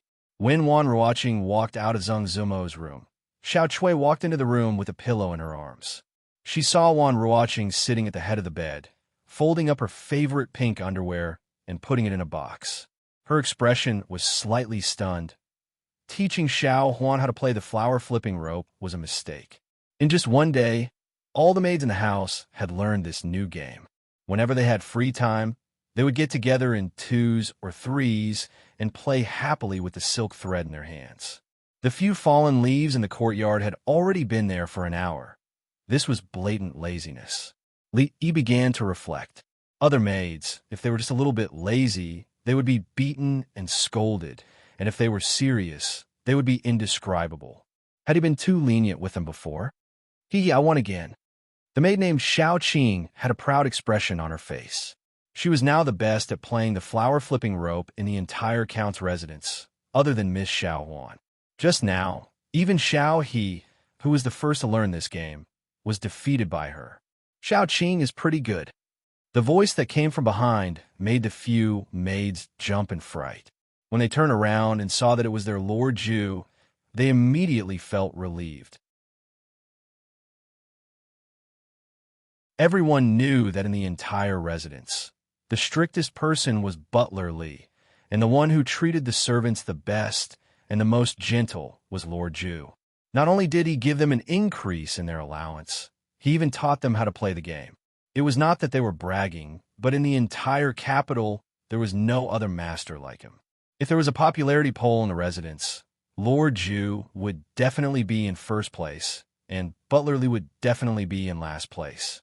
It's all because Miss Xiao Huan taught us well, the maid named Xiao Qing said with some embarrassment. She actually knew how to use a roundabout strategy to please Xiao Huan. Li Yi smiled and said, "Since Xiao Qing's flower-flipping rope is so good, then this month's allowance." The maid was stunned for a moment when she heard this. Her face lit up, and her eyes immediately turned into crescent moons. When the other servant girls saw this, they all revealed expressions of envy and regret.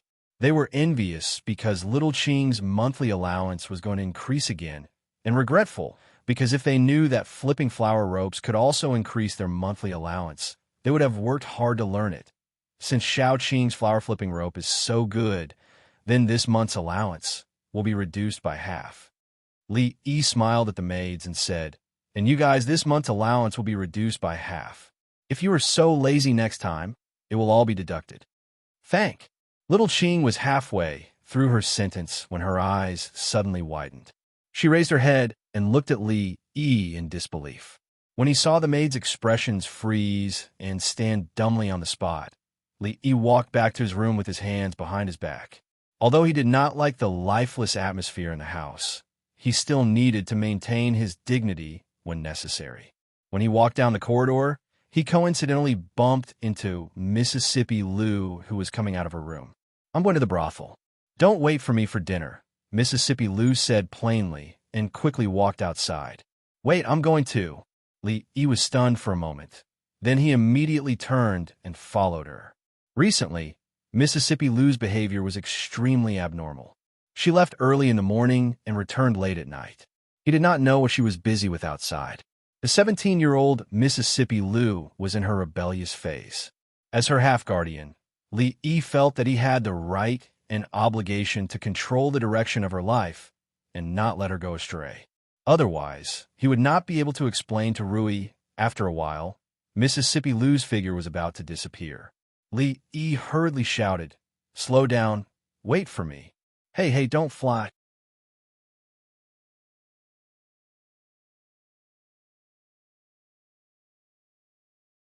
Chapter 485. There were all sorts of people in the brothels and all sorts of people mixed together. The government often neglected to discipline them, causing the brothels to be abnormally chaotic. Even some of the brothels in the capital city could not avoid becoming a place of filth. There were countless robbers and prostitutes. At this time, outside the capital city, there was a large brothel.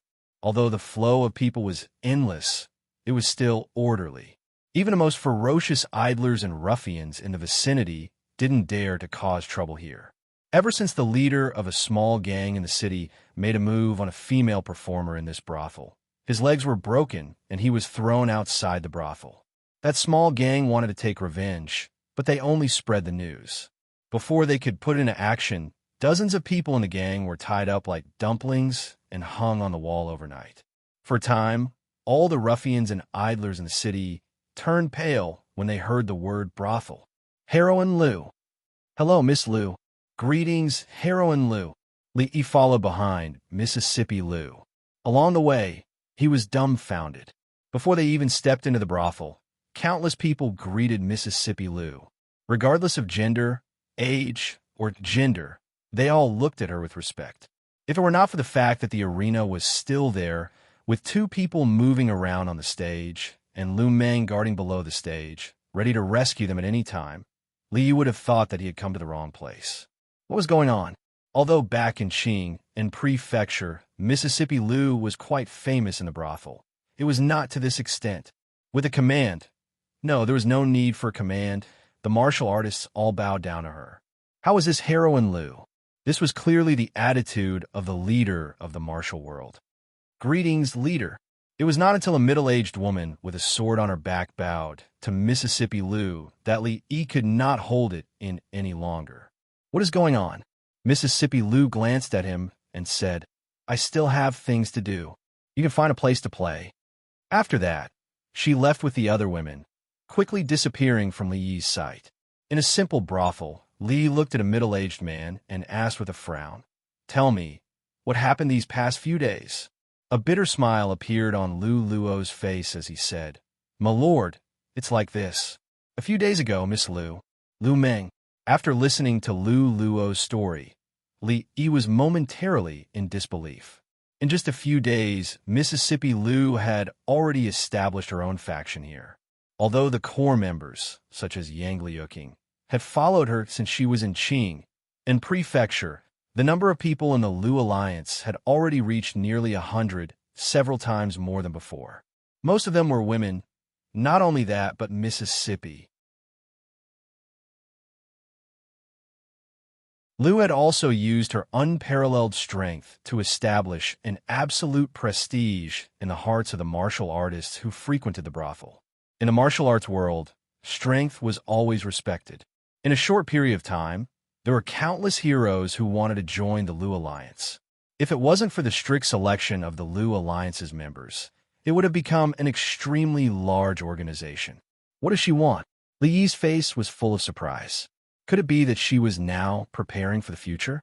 She was first recruiting people, and when the time was right, she would immediately rise up and take over the mountain to realize her great dream of becoming the king of mountain bandits. Lu Luo explained. Miss Lu actually didn't ask those people to do anything.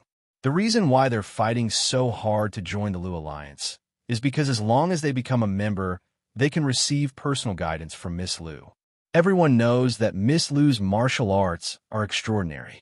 I'm afraid there's no one below the Grandmaster level who can match her. How could they let go of this opportunity? He looked outside and finally understood what Mississippi Lu had been busy with these past few days. At this time, he heard Lu Luo speak again. Miss Lu establishing the Lu Alliance will only bring us benefits and no harm. Recently, there's an important matter that I'm not sure about. Li retracted his gaze and looked at him, asking, "What is it?" Our hero ranking list ranks all the famous masters in the world. Although we'll definitely miss out on some unknown masters, it's not a big deal. However, there are many masters in the martial arts world.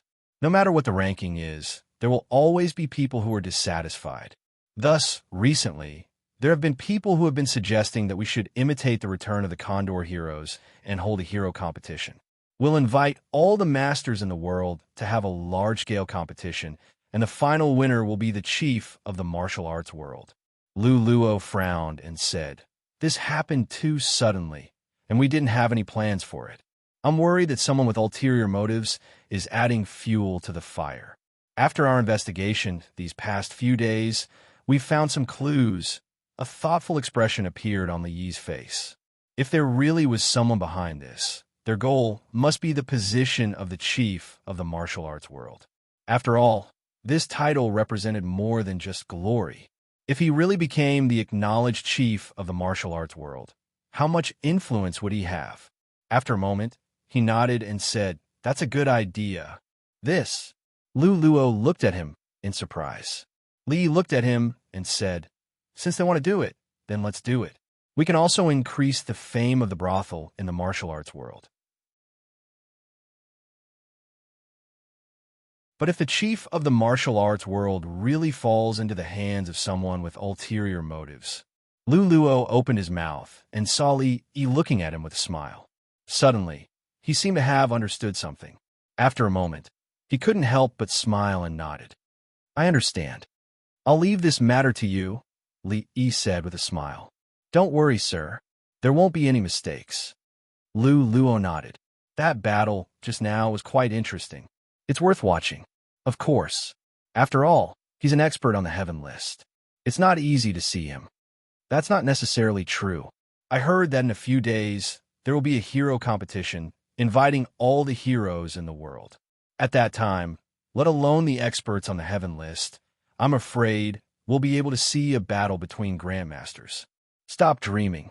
How many grandmasters are there in the martial arts world? How many of them have you met? How could they participate in such a competition? That's not necessarily true. After all, they're going to elect the chief of the martial arts world. Even grandmasters might not be able to sit still. But where did you hear about the hero competition? Why haven't I heard anything about it? When Li walked out, it was a break in the arena. The crowd gathered and talked loudly. Not long after, Lu Luo walked up to the stage and made an announcement. After a moment of silence, the crowd exploded into an uproar. "What? Mr. Lu, are you serious? They're really going to hold the hero competition in 2 months. Oh my God, there's going to be a big show this time. I thought it was just a rumor. I didn't expect it to be true." With their influence, if this news gets out, I'm afraid the entire martial arts world will be turned upside down. Lu Luo's announcement immediately caused an uproar in the crowd, delaying the competition that was about to take place. However, this was no longer important to the crowd.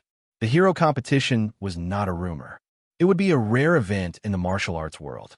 If they were lucky enough to witness it, they would have no regrets in their lives. From that moment on, countless people wished that tomorrow was 2 months later. In the midst of the uproar and discussion, the two men in blue looked at each other and nodded slightly. Then, they retreated from the crowd. Lu Luo stood on the arena and watched them leave quietly with a smile on his face.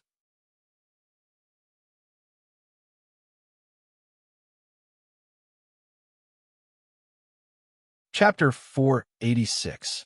The Hero Competition. Mississippi Lou leaned against the door with her sword in her arms. She looked at Li Yi and asked, "What on earth do you want to do? Don't you think it's fun to be the chief of Wulin?" Li Yi said without raising his head as he was organizing the new mathematics textbook. "Chief of Wulin? You?" Mississippi Lou's tone clearly expressed her attitude. "Of course not me." Li Yi knew his own capabilities very well.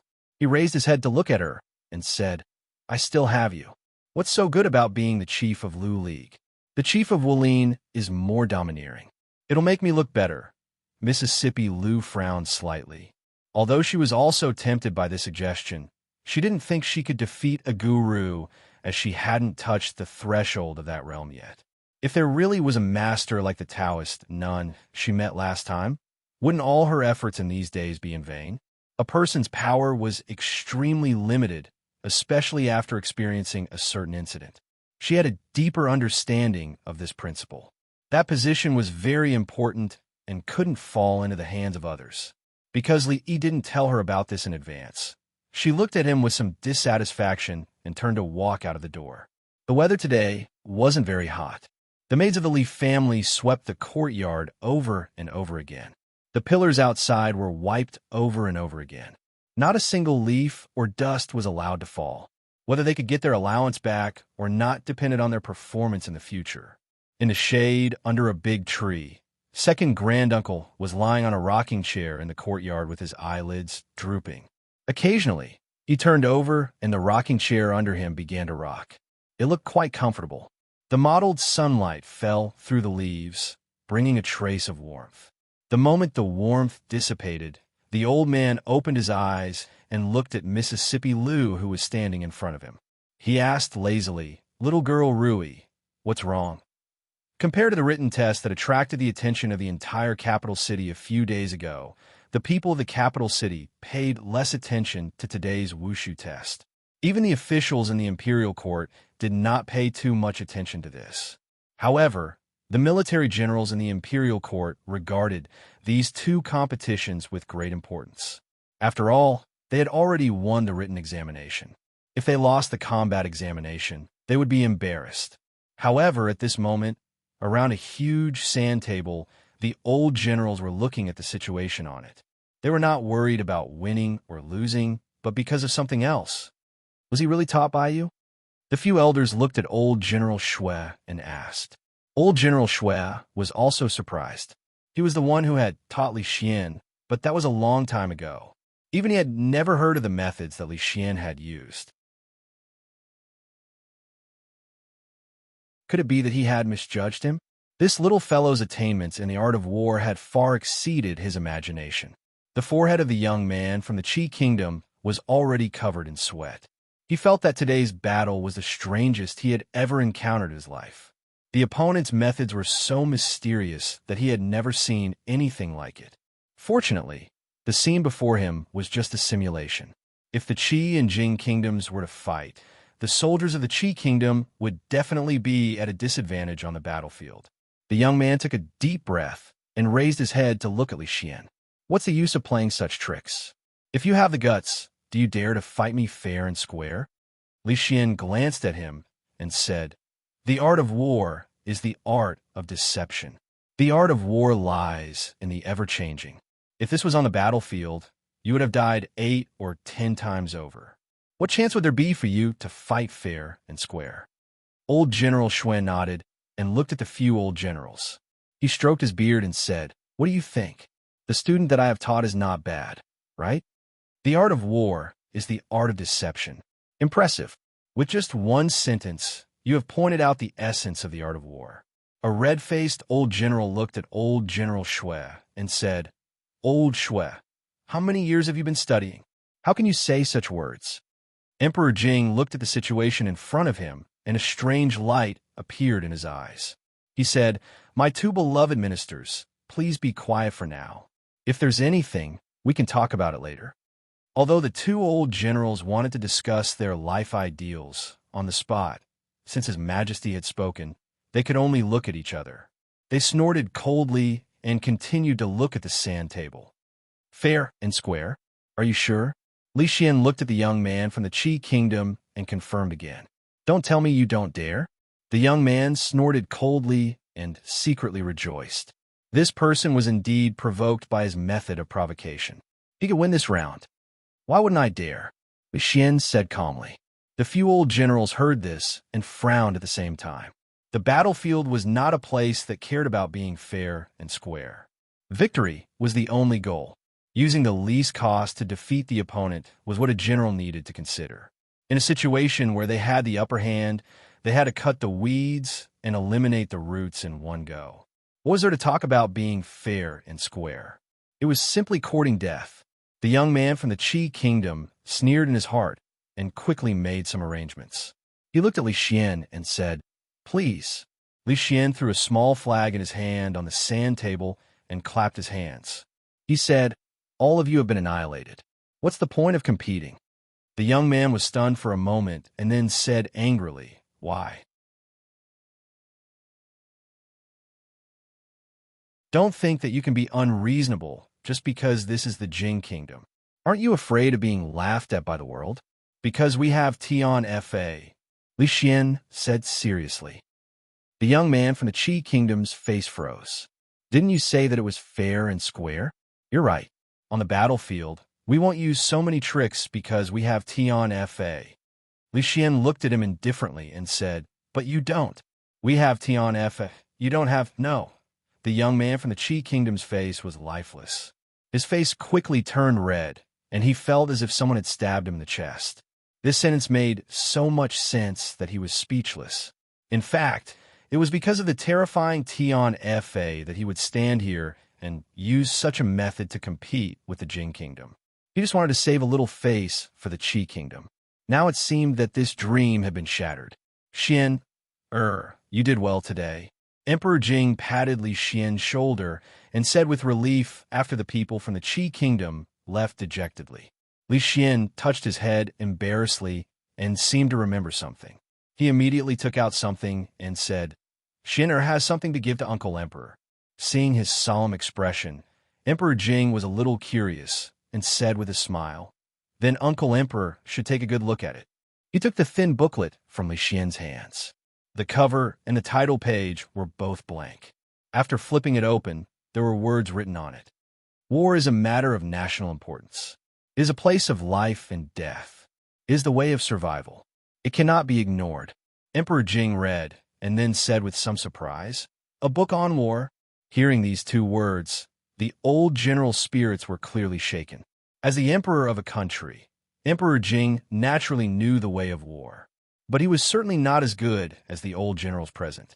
After glancing at it, he handed it to old General Shui and said, "My beloved Shui, take a look." Old General Shui eagerly received the book. After a few glances, his eyes lit up. He glanced at the old generals out of the corner of his eye and quickly hid it. He looked at Li Xian and asked, "What is the name of this book? Who wrote it? Why have I never heard of it?" Li Xian looked at old General Shui and said calmly, "This book was written by me and the Earl of Chong, and it has not been named yet. Naturally, you have not seen it before." When the old generals heard this, they could not help but laugh. They had been fighting all their lives and did not dare to say that they were qualified to write a book on war. They just thought that he was fooling around. It took a while for old General Shui to finish reading all the contents. He closed it calmly and handed it to the others. Before they had time to open it, he quickly walked up to Li Xian and put his arm around his shoulder. He asked in a low voice, "To be honest, how do I usually treat you?"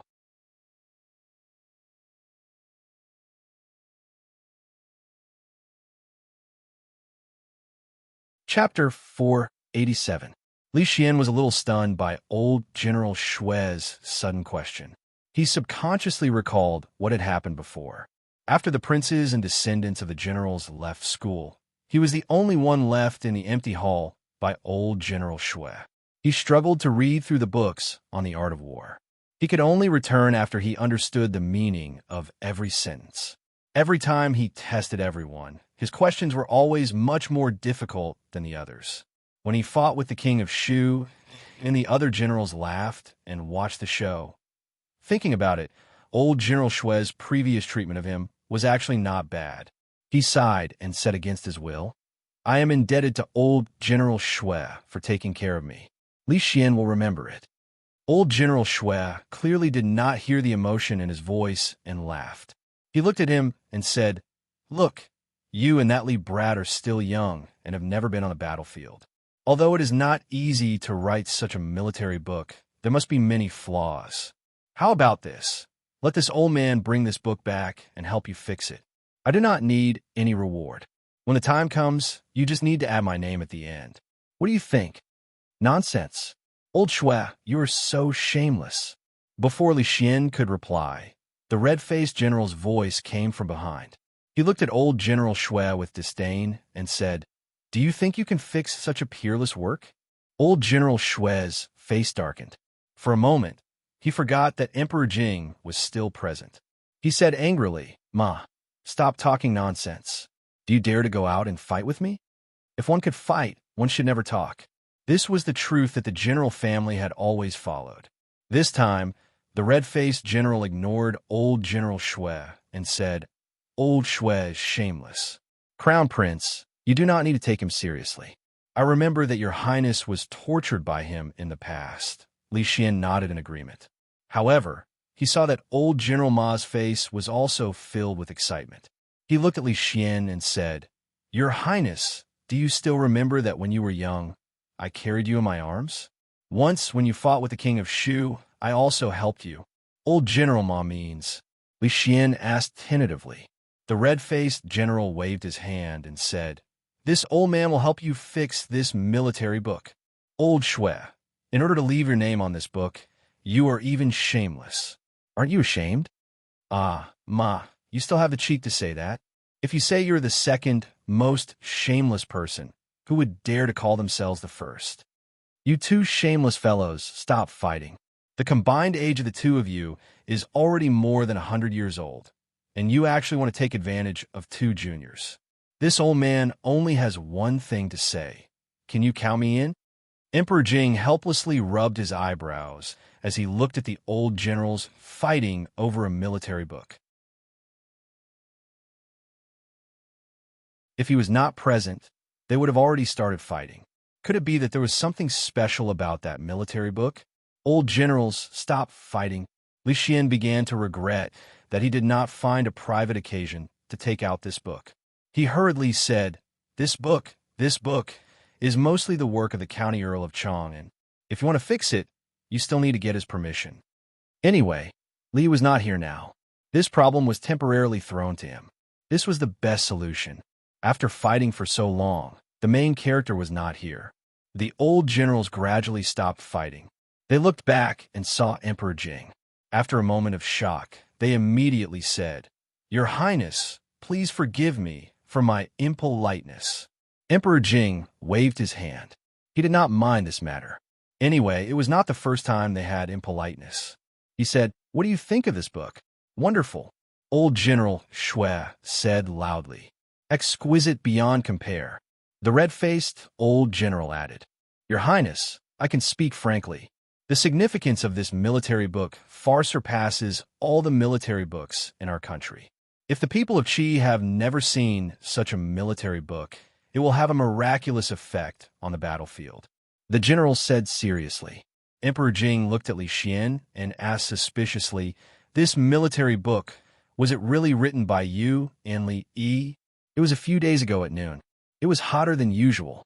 That day, County Earl Li and I were drinking and chatting merrily. We happened to talk about the art of war. Li Xian used an hour to briefly describe how this unique book came into being. At the end, he added, Of course, most of it was written by Li Yi. I only played an important role. His role was indeed very important. If he had not pointed out the wrong word, this book that was good enough to be passed down to future generations would have an unerasable flaw. That would be a pity.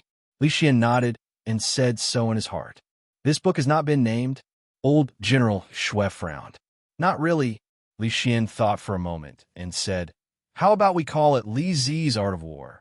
Li Zi. Emperor Jing was stunned and rubbed his eyebrows again. The old generals' faces were full of black lines. Did he really think that a county earl and an heir could be called a Z? Since ancient times, how many people could be called a Z? Not to mention that Li E was now a county earl.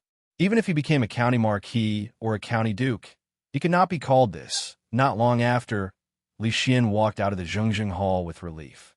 Old General Shui sighed and said, I have said long ago that it is most suitable for that boy to enter the Ministry of War.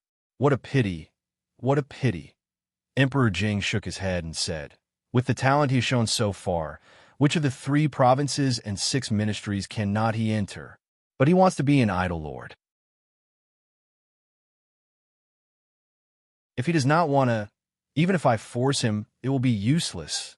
Old General Shui quickly said, Li Zi's temperament is a bit lazy, but he can always stand up to share your majesty's burden at the critical moment. It is enough to show that he is loyal to your majesty and to the Jing kingdom. Loyal? Emperor Jing almost couldn't help but tell old General Shui what conditions he had used to make him stand up. Emperor Jing stopped thinking about this matter and asked again, is tomorrow's competition arranged? If it is just a competition between the younger generation, a few sons of the generals can do it. Old General Shui said, let them be the top scholar. They're all good at fighting. The people of the Qi kingdom limited the wushu test to young talents. This meant that no matter if it was a battle simulation or a martial arts competition, they could not participate. Of course, the masters in the palace were also restricted, but there was no need to worry about the last match. If the sons of the generals failed, there were many young masters in the palace. In any case, the people of the Qi kingdom could not win that match. Emperor Jing nodded and looked out of the hall. After the last match of the wushu test ended, the envoy of the Qi kingdom had no more chances. They had won against the Qi kingdom in succession. This was a grand occasion that had not happened in decades. At this point, the morale of the people of the Jing kingdom would be greatly boosted. If he could eliminate this threat for the Jing kingdom while he was still alive, he would have no regrets. In the courtyard of the Qi kingdom's envoy in the office of the Grand Herald, the young man's face was ashen. The faces of the envoys in the capital were not good either. A middle-aged man in a blue robe said with a gloomy face, we have already lost the theory test and the wushu test. We can only win the next match. We cannot lose. An envoy reminded, don't forget that this is the imperial city of the Jing kingdom. There are many masters in the palace. The next match, how can we win? A trace of viciousness appeared on the face of the man in the blue robe. He said, don't worry. When the 3rd prince left, he had already made arrangements.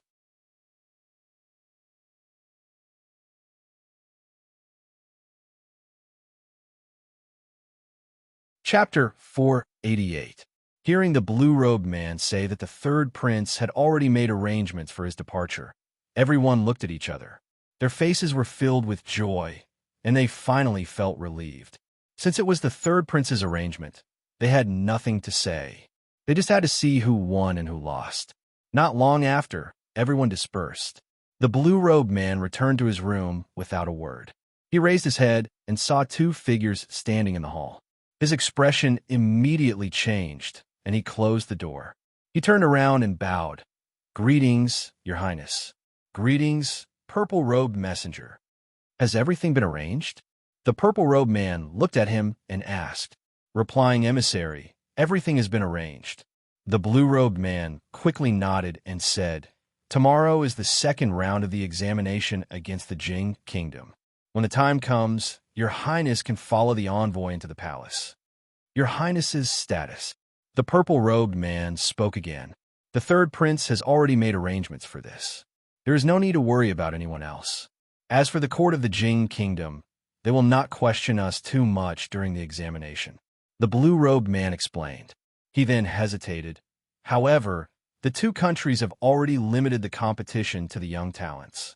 Your Highness, I'm afraid. Your Highness will make arrangements for this. You may leave. The purple-robed man waved his hand. The blue-robed man immediately left, but he did not go far. He sat at a stone table in the middle of the courtyard, paying attention to what was going on. After the blue-robed man left, the purple-robed man spoke again. Your Highness, the palace is heavily guarded. The emperor has many highly skilled fighters by his side. "Your Highness, you must be careful tomorrow." The middle-aged Taoist nun in the loose Taoist robe naturally knew that the imperial palace was heavily guarded and that there were many masters. Even though she was a grandmaster, it was impossible for her to sneak in without making a sound. She did not answer directly, but after a while, she asked about another matter. "These 2 days, the believers in the capital have been talking about the Empress of Heaven." The purple-clothed man's expression froze, and he immediately said, "Yes, on that day, there were nearly 100 people who saw the Empress of Heaven. It was impossible to hide it. Among them, there was a person who was skilled in painting, and he drew a portrait of the Empress of Heaven. It spread among the believers, and I'm afraid that it won't be long before not only the capital, but even believers in other places will hear of this matter." Thinking of the scene he saw with his own eyes that day, a trace of disbelief appeared on the purple-clothed man's face, and then he said, "It was this subordinate's carelessness that caused today's chaos. Please punish me, Your Highness." If this were to continue, there would be a new empress in the Holy Church. The middle-aged Taoist nun waved her hand and said, "Guanyin has 1,000 faces. The Empress of Heaven naturally has more than one face. There is no harm in this matter." The purple-robed man was stunned for a moment. Then, a look of admiration appeared on his face as he said, "Your Highness is brilliant." Although the sudden appearance of a new empress brought them a lot of trouble to a certain extent, it also made those believers even more pious, achieving a miraculous effect that they had used countless methods to achieve. "How is that matter going?" The middle-aged Taoist nun paused and suddenly asked. "In reply to Your Highness, I have recently sent many people to add fuel to the fire. Everything is going smoothly. The heroes' assembly will be held in 2 months." The purple-robed man's face was filled with excitement as he said, "With Your Highness personally taking action, the Chancellor of the Wulin Alliance will be in the bag. If you can command those people, the holy religion will definitely undergo earth-shattering changes, and great things will be possible." Thinking of a young woman she met in Qing, in prefecture, the middle-aged Taoist nun lightly said, "Don't be careless. In these 2 months, collect important information at all times." "Yes, Your Highness," the purple-robed man responded. As he watched the goddess's figure disappear from the room, he thought to himself, "Those grandmasters are elusive and will most likely not appear at the heroes' assembly. If that's the case, who will be a match for the goddess?" Li did not pay attention to the first round of the combat examination. He only knew that Li Xian had won in the end, and had won rather easily. Once the heavenly punishment was unleashed, the envoy of the Qi Kingdom was wholeheartedly convinced. As for the second round of the combat examination, he was rather interested and arrived at the imperial palace early in the morning. This time, he was not alone. The empress was a motherly model of the nation. She was concerned about the 2 prefectures that had suffered from drought this summer. After allocating funds from the national treasury, she summoned most of the socialites and noble ladies in the capital to the imperial palace for a charity event. Rui was also invited and entered the imperial palace with him in the morning. Just now, she had gone to the empress's place with the crown princess. This was a way for the women, led by the empress, to do their best for the country. Naturally, it had nothing to do with Li Yi or Li Xian. When Li Yi arrived at the imperial palace, he realized that he had arrived early. There was still quite a long time before the combat examination. Bored, he squatted in a corner and played chess with Princess Shining. Yongning sat beside him and watched. After teaching her the stone and wooden stick chess last time, the outcome of their game was not ideal. This time, Li would not continue to seek abuse and taught her a new game of beast chess. Because the rules of this game were simple and easy to learn, Princess Shining lost a few games when she was not very familiar with the rules. Then, she quickly found a knack and fought with Li Yi to a stalemate. At a certain moment, a smile suddenly appeared on the proud Lolita's face. She moved the chess piece made of paper to a certain position and said, "I won." Li picked up the chess piece that had been forced into a corner and calmly flew over the head of Princess Shining's chess piece. He said, "Don't be complacent too early." The proud Lolita was stunned and exclaimed, "Why can your elephant move like this?" Li curled his lips and said, "You don't know about this. This is a little Dumbo. It can fly over the head of your chess piece." Princess Shining glanced at him and nodded as if she understood. A moment later, a smug look appeared on her little face again. "You should be dead now, right? I forgot to tell you. This is a gopher." Li curled his lips again and calmly passed the chess piece under her chess piece. The proud Lolita's eyes widened. Then she grinned, revealing her white teeth. Li decided that he would never play chess with the proud Lolita again. If she could not win, she would bite. If she could not afford to lose, she should not play. Let go. Quickly let go. You are a dignified princess. What a scandal. Quickly let go, or else I won't play with you next time. Just as Princess Shining was biting Li's arm and refusing to let go, the envoy of the Qi Kingdom slowly stepped into the palace after being checked by the guards. The blue-robed man walked in front with a calm expression. Occasionally, he would glance to his side with a hint of respect. The few envoys of the Qi Kingdom followed closely behind him. Occasionally, they would turn back to look at him with doubtful expressions. At the very back of the group was a pair of strangers. They were very young and looked to be in their early 20s. The young man looked around, and there was a deep hatred hidden in the depths of his eyes. The woman, on the other hand, had a calm expression on her face. Her gaze was deep and unfathomable.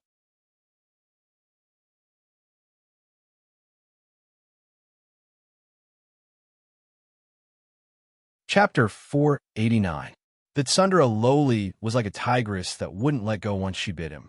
Li had no choice but to use his trump card, the great tickling technique. Princess Shining finally let go after a scream and jumped to the side. She crossed her arms in front of her chest to protect herself and glared at Li fiercely. "Father said that you want to bring Yongning out of the palace." Li then realized that the reason for the little tiger's anger wasn't because she couldn't take a loss. He rubbed the place where she bit him and said, "Leaving the palace is to treat Yongning's illness. Bring her out to the streets, to the brothel to watch plays, to listen to music, to catch fish by the river, and to chase rabbits in the mountains. This will alleviate her illness. This is what His Majesty promised. Go out to the streets, to watch plays, to listen to music, to catch fish and rabbits." The Tsundere Loli mumbled. These. She had never done any of these things in her life. After a moment of shock, her eyes were filled with anticipation as she said loudly, "I don't care. I want to go too. I want to catch fish and chase rabbits too." But His Majesty will not agree. Li sighed. In order to bring Yongning out of the palace, he had already paid a huge price. He had no choice but to be high-profile twice before the old emperor changed his mind. If he brought another princess out of the palace, it would be strange if the old emperor didn't cut him into pieces. "I'll go beg father." A trace of determination flashed across Princess Shining's little face as she quickly ran away. Li had just heaved a sigh of relief when he felt a heavy pat on his shoulder. Turning around, he saw old General Shui looking at him with a smile on his face. He suddenly had a bad premonition. Before he could greet him, old General Shui grabbed him by the shoulders and dragged him to a secluded corner of the wall. With a bright smile, he said, "Little Li, not bad. His Majesty's too. 3 princesses are so close to you. What is it about you that attracts the princesses?" Old General Shui's behavior made Li very worried. He thought for a moment and said, "Old General Shui, if you have something to say, just say it. Was that book really written by you?" Old General Shui looked at Li Xian with a burning gaze, but he didn't mention Li Xian's name again. After all, he knew the capabilities of his own student, but he still couldn't believe that Li could create heavenly punishment, understand poetry, and understand the meaning of scriptures. These were far from enough. Even his attainments in the art of war made them, who had been through hundreds of battles, blush with shame. This made these old fellows feel like they'd been living like dogs for the past decades. "No." Smelling a hint of trouble, Li said straightforwardly, "No." Old General Shui was taken aback. A look of understanding and disappointment appeared on his face. Yes, this was a peerless classic book on military strategy. How could it be written by two juniors without any combat experience? He had his doubts about this, and now his doubts were finally confirmed. As for his disappointment, it was because to a general, to be able to leave his name in a book on military strategy, even if it was just a mention, was much more meaningful than winning 10 battles. If that's the case, do you know who wrote this book? At this moment, old General Shui no longer wanted to leave his name. He only wanted to get to know the hidden master of military strategy. It's a long story. Li sighed. I vaguely remember that it was a snowy winter. Old General Shui listened a days before his expression suddenly relaxed. He patted Li Yi's shoulder again and said, "This old man is not shameless enough to compete with the younger generation for merits. This old man only has one request, and that is to add this old man's name in that military book. Just mention it once. He was an old general after all." His foresight was far more accurate than Li Xian's. This was the first time that old General Shui had such a serious expression. Li Yi sighed in his heart. The fact that Sun Tzu's art of war could be passed down for more than 2,000 years and still have such a great reputation was enough to prove its significance. It would definitely become a classic for future generations to study. Even a mention of its name would be taken as an allusion. Those researchers would probably even dig up old General Shui's life. Perhaps thousands of years later, there would still be people who would remember a general named Shui Wansheng, who was known as the god of war in a dynasty that had disappeared for a long time. Old General Shui had treated him well. It was just a small effort, so Li Yi naturally wouldn't refuse. He nodded and said, "It's not a difficult matter. Don't worry, old Shui. Not bad, I didn't misjudge you." Old General Shui laughed and said, "I heard that you and your wife still don't have any children. I have a granddaughter at home. She's 16 years old and has yet to marry. She looks 80% like me and has a big waist. She'll definitely be easy to raise. Although it's impossible for her to be your concubine, if I were to ask His Majesty for an edict, 80% similar, big waist." Li Yi's eyes widened. He looked at old General Shui and couldn't help but think of a certain scene. He shivered and quickly said, "No need, no need. Old General Shui, there's really no need." Old General Shui waved his sleeve and said, "My grandson is younger than you by 2 years. He's already carrying his third child. This matter is settled. You've long made a name for yourself in the capital, and my granddaughter has admired you for a long time. I'll ask His Majesty tomorrow to grant this marriage. Our two families will be closer in the future. You have to mention my name a few more times." After saying this, he laughed and walked towards the front of the hall. Li Yi was stunned. He immediately chased after him and shouted, "Old General Shui, please wait.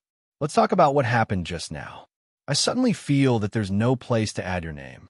After finally dispelling old General Shui's idea of biting the hand that fed him, Li Yi let out a long sigh of relief. He stood outside the hall and suddenly felt something. He looked in a certain direction and saw the envoys of the Qi Kingdom walking towards him. Today's combat test was a competition of skills. Naturally, it couldn't be carried out inside the hall. The public square outside the hall had already been cordoned off into a large open space.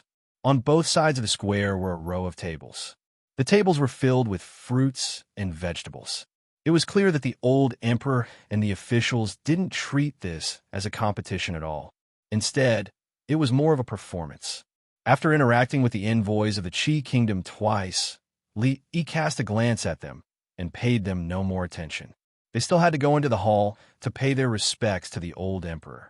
The official competition wouldn't start until a while later.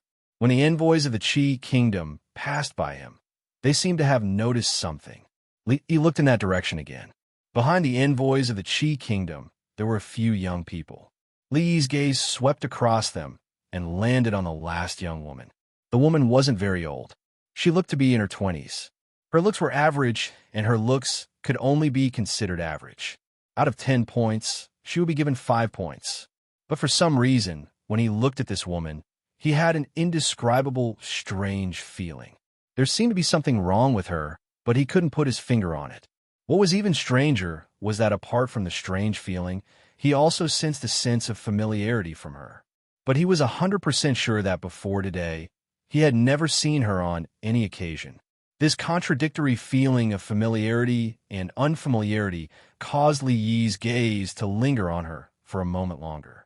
As if sensing Li Yi's gaze, the woman turned her head and looked in his direction. When their eyes met, Li Yi's heart trembled slightly. This gaze, he must have seen it somewhere before. You're tuning in to the Romance Rendezvous YouTube channel. We're so grateful for your support, and don't forget to subscribe to join us on this incredible journey through captivating stories. Your generosity through donations truly makes a world of difference, as it's the primary source of revenue that allows me to expand and enhance this channel for you. Thank you from the bottom of my heart for being a part of this adventure.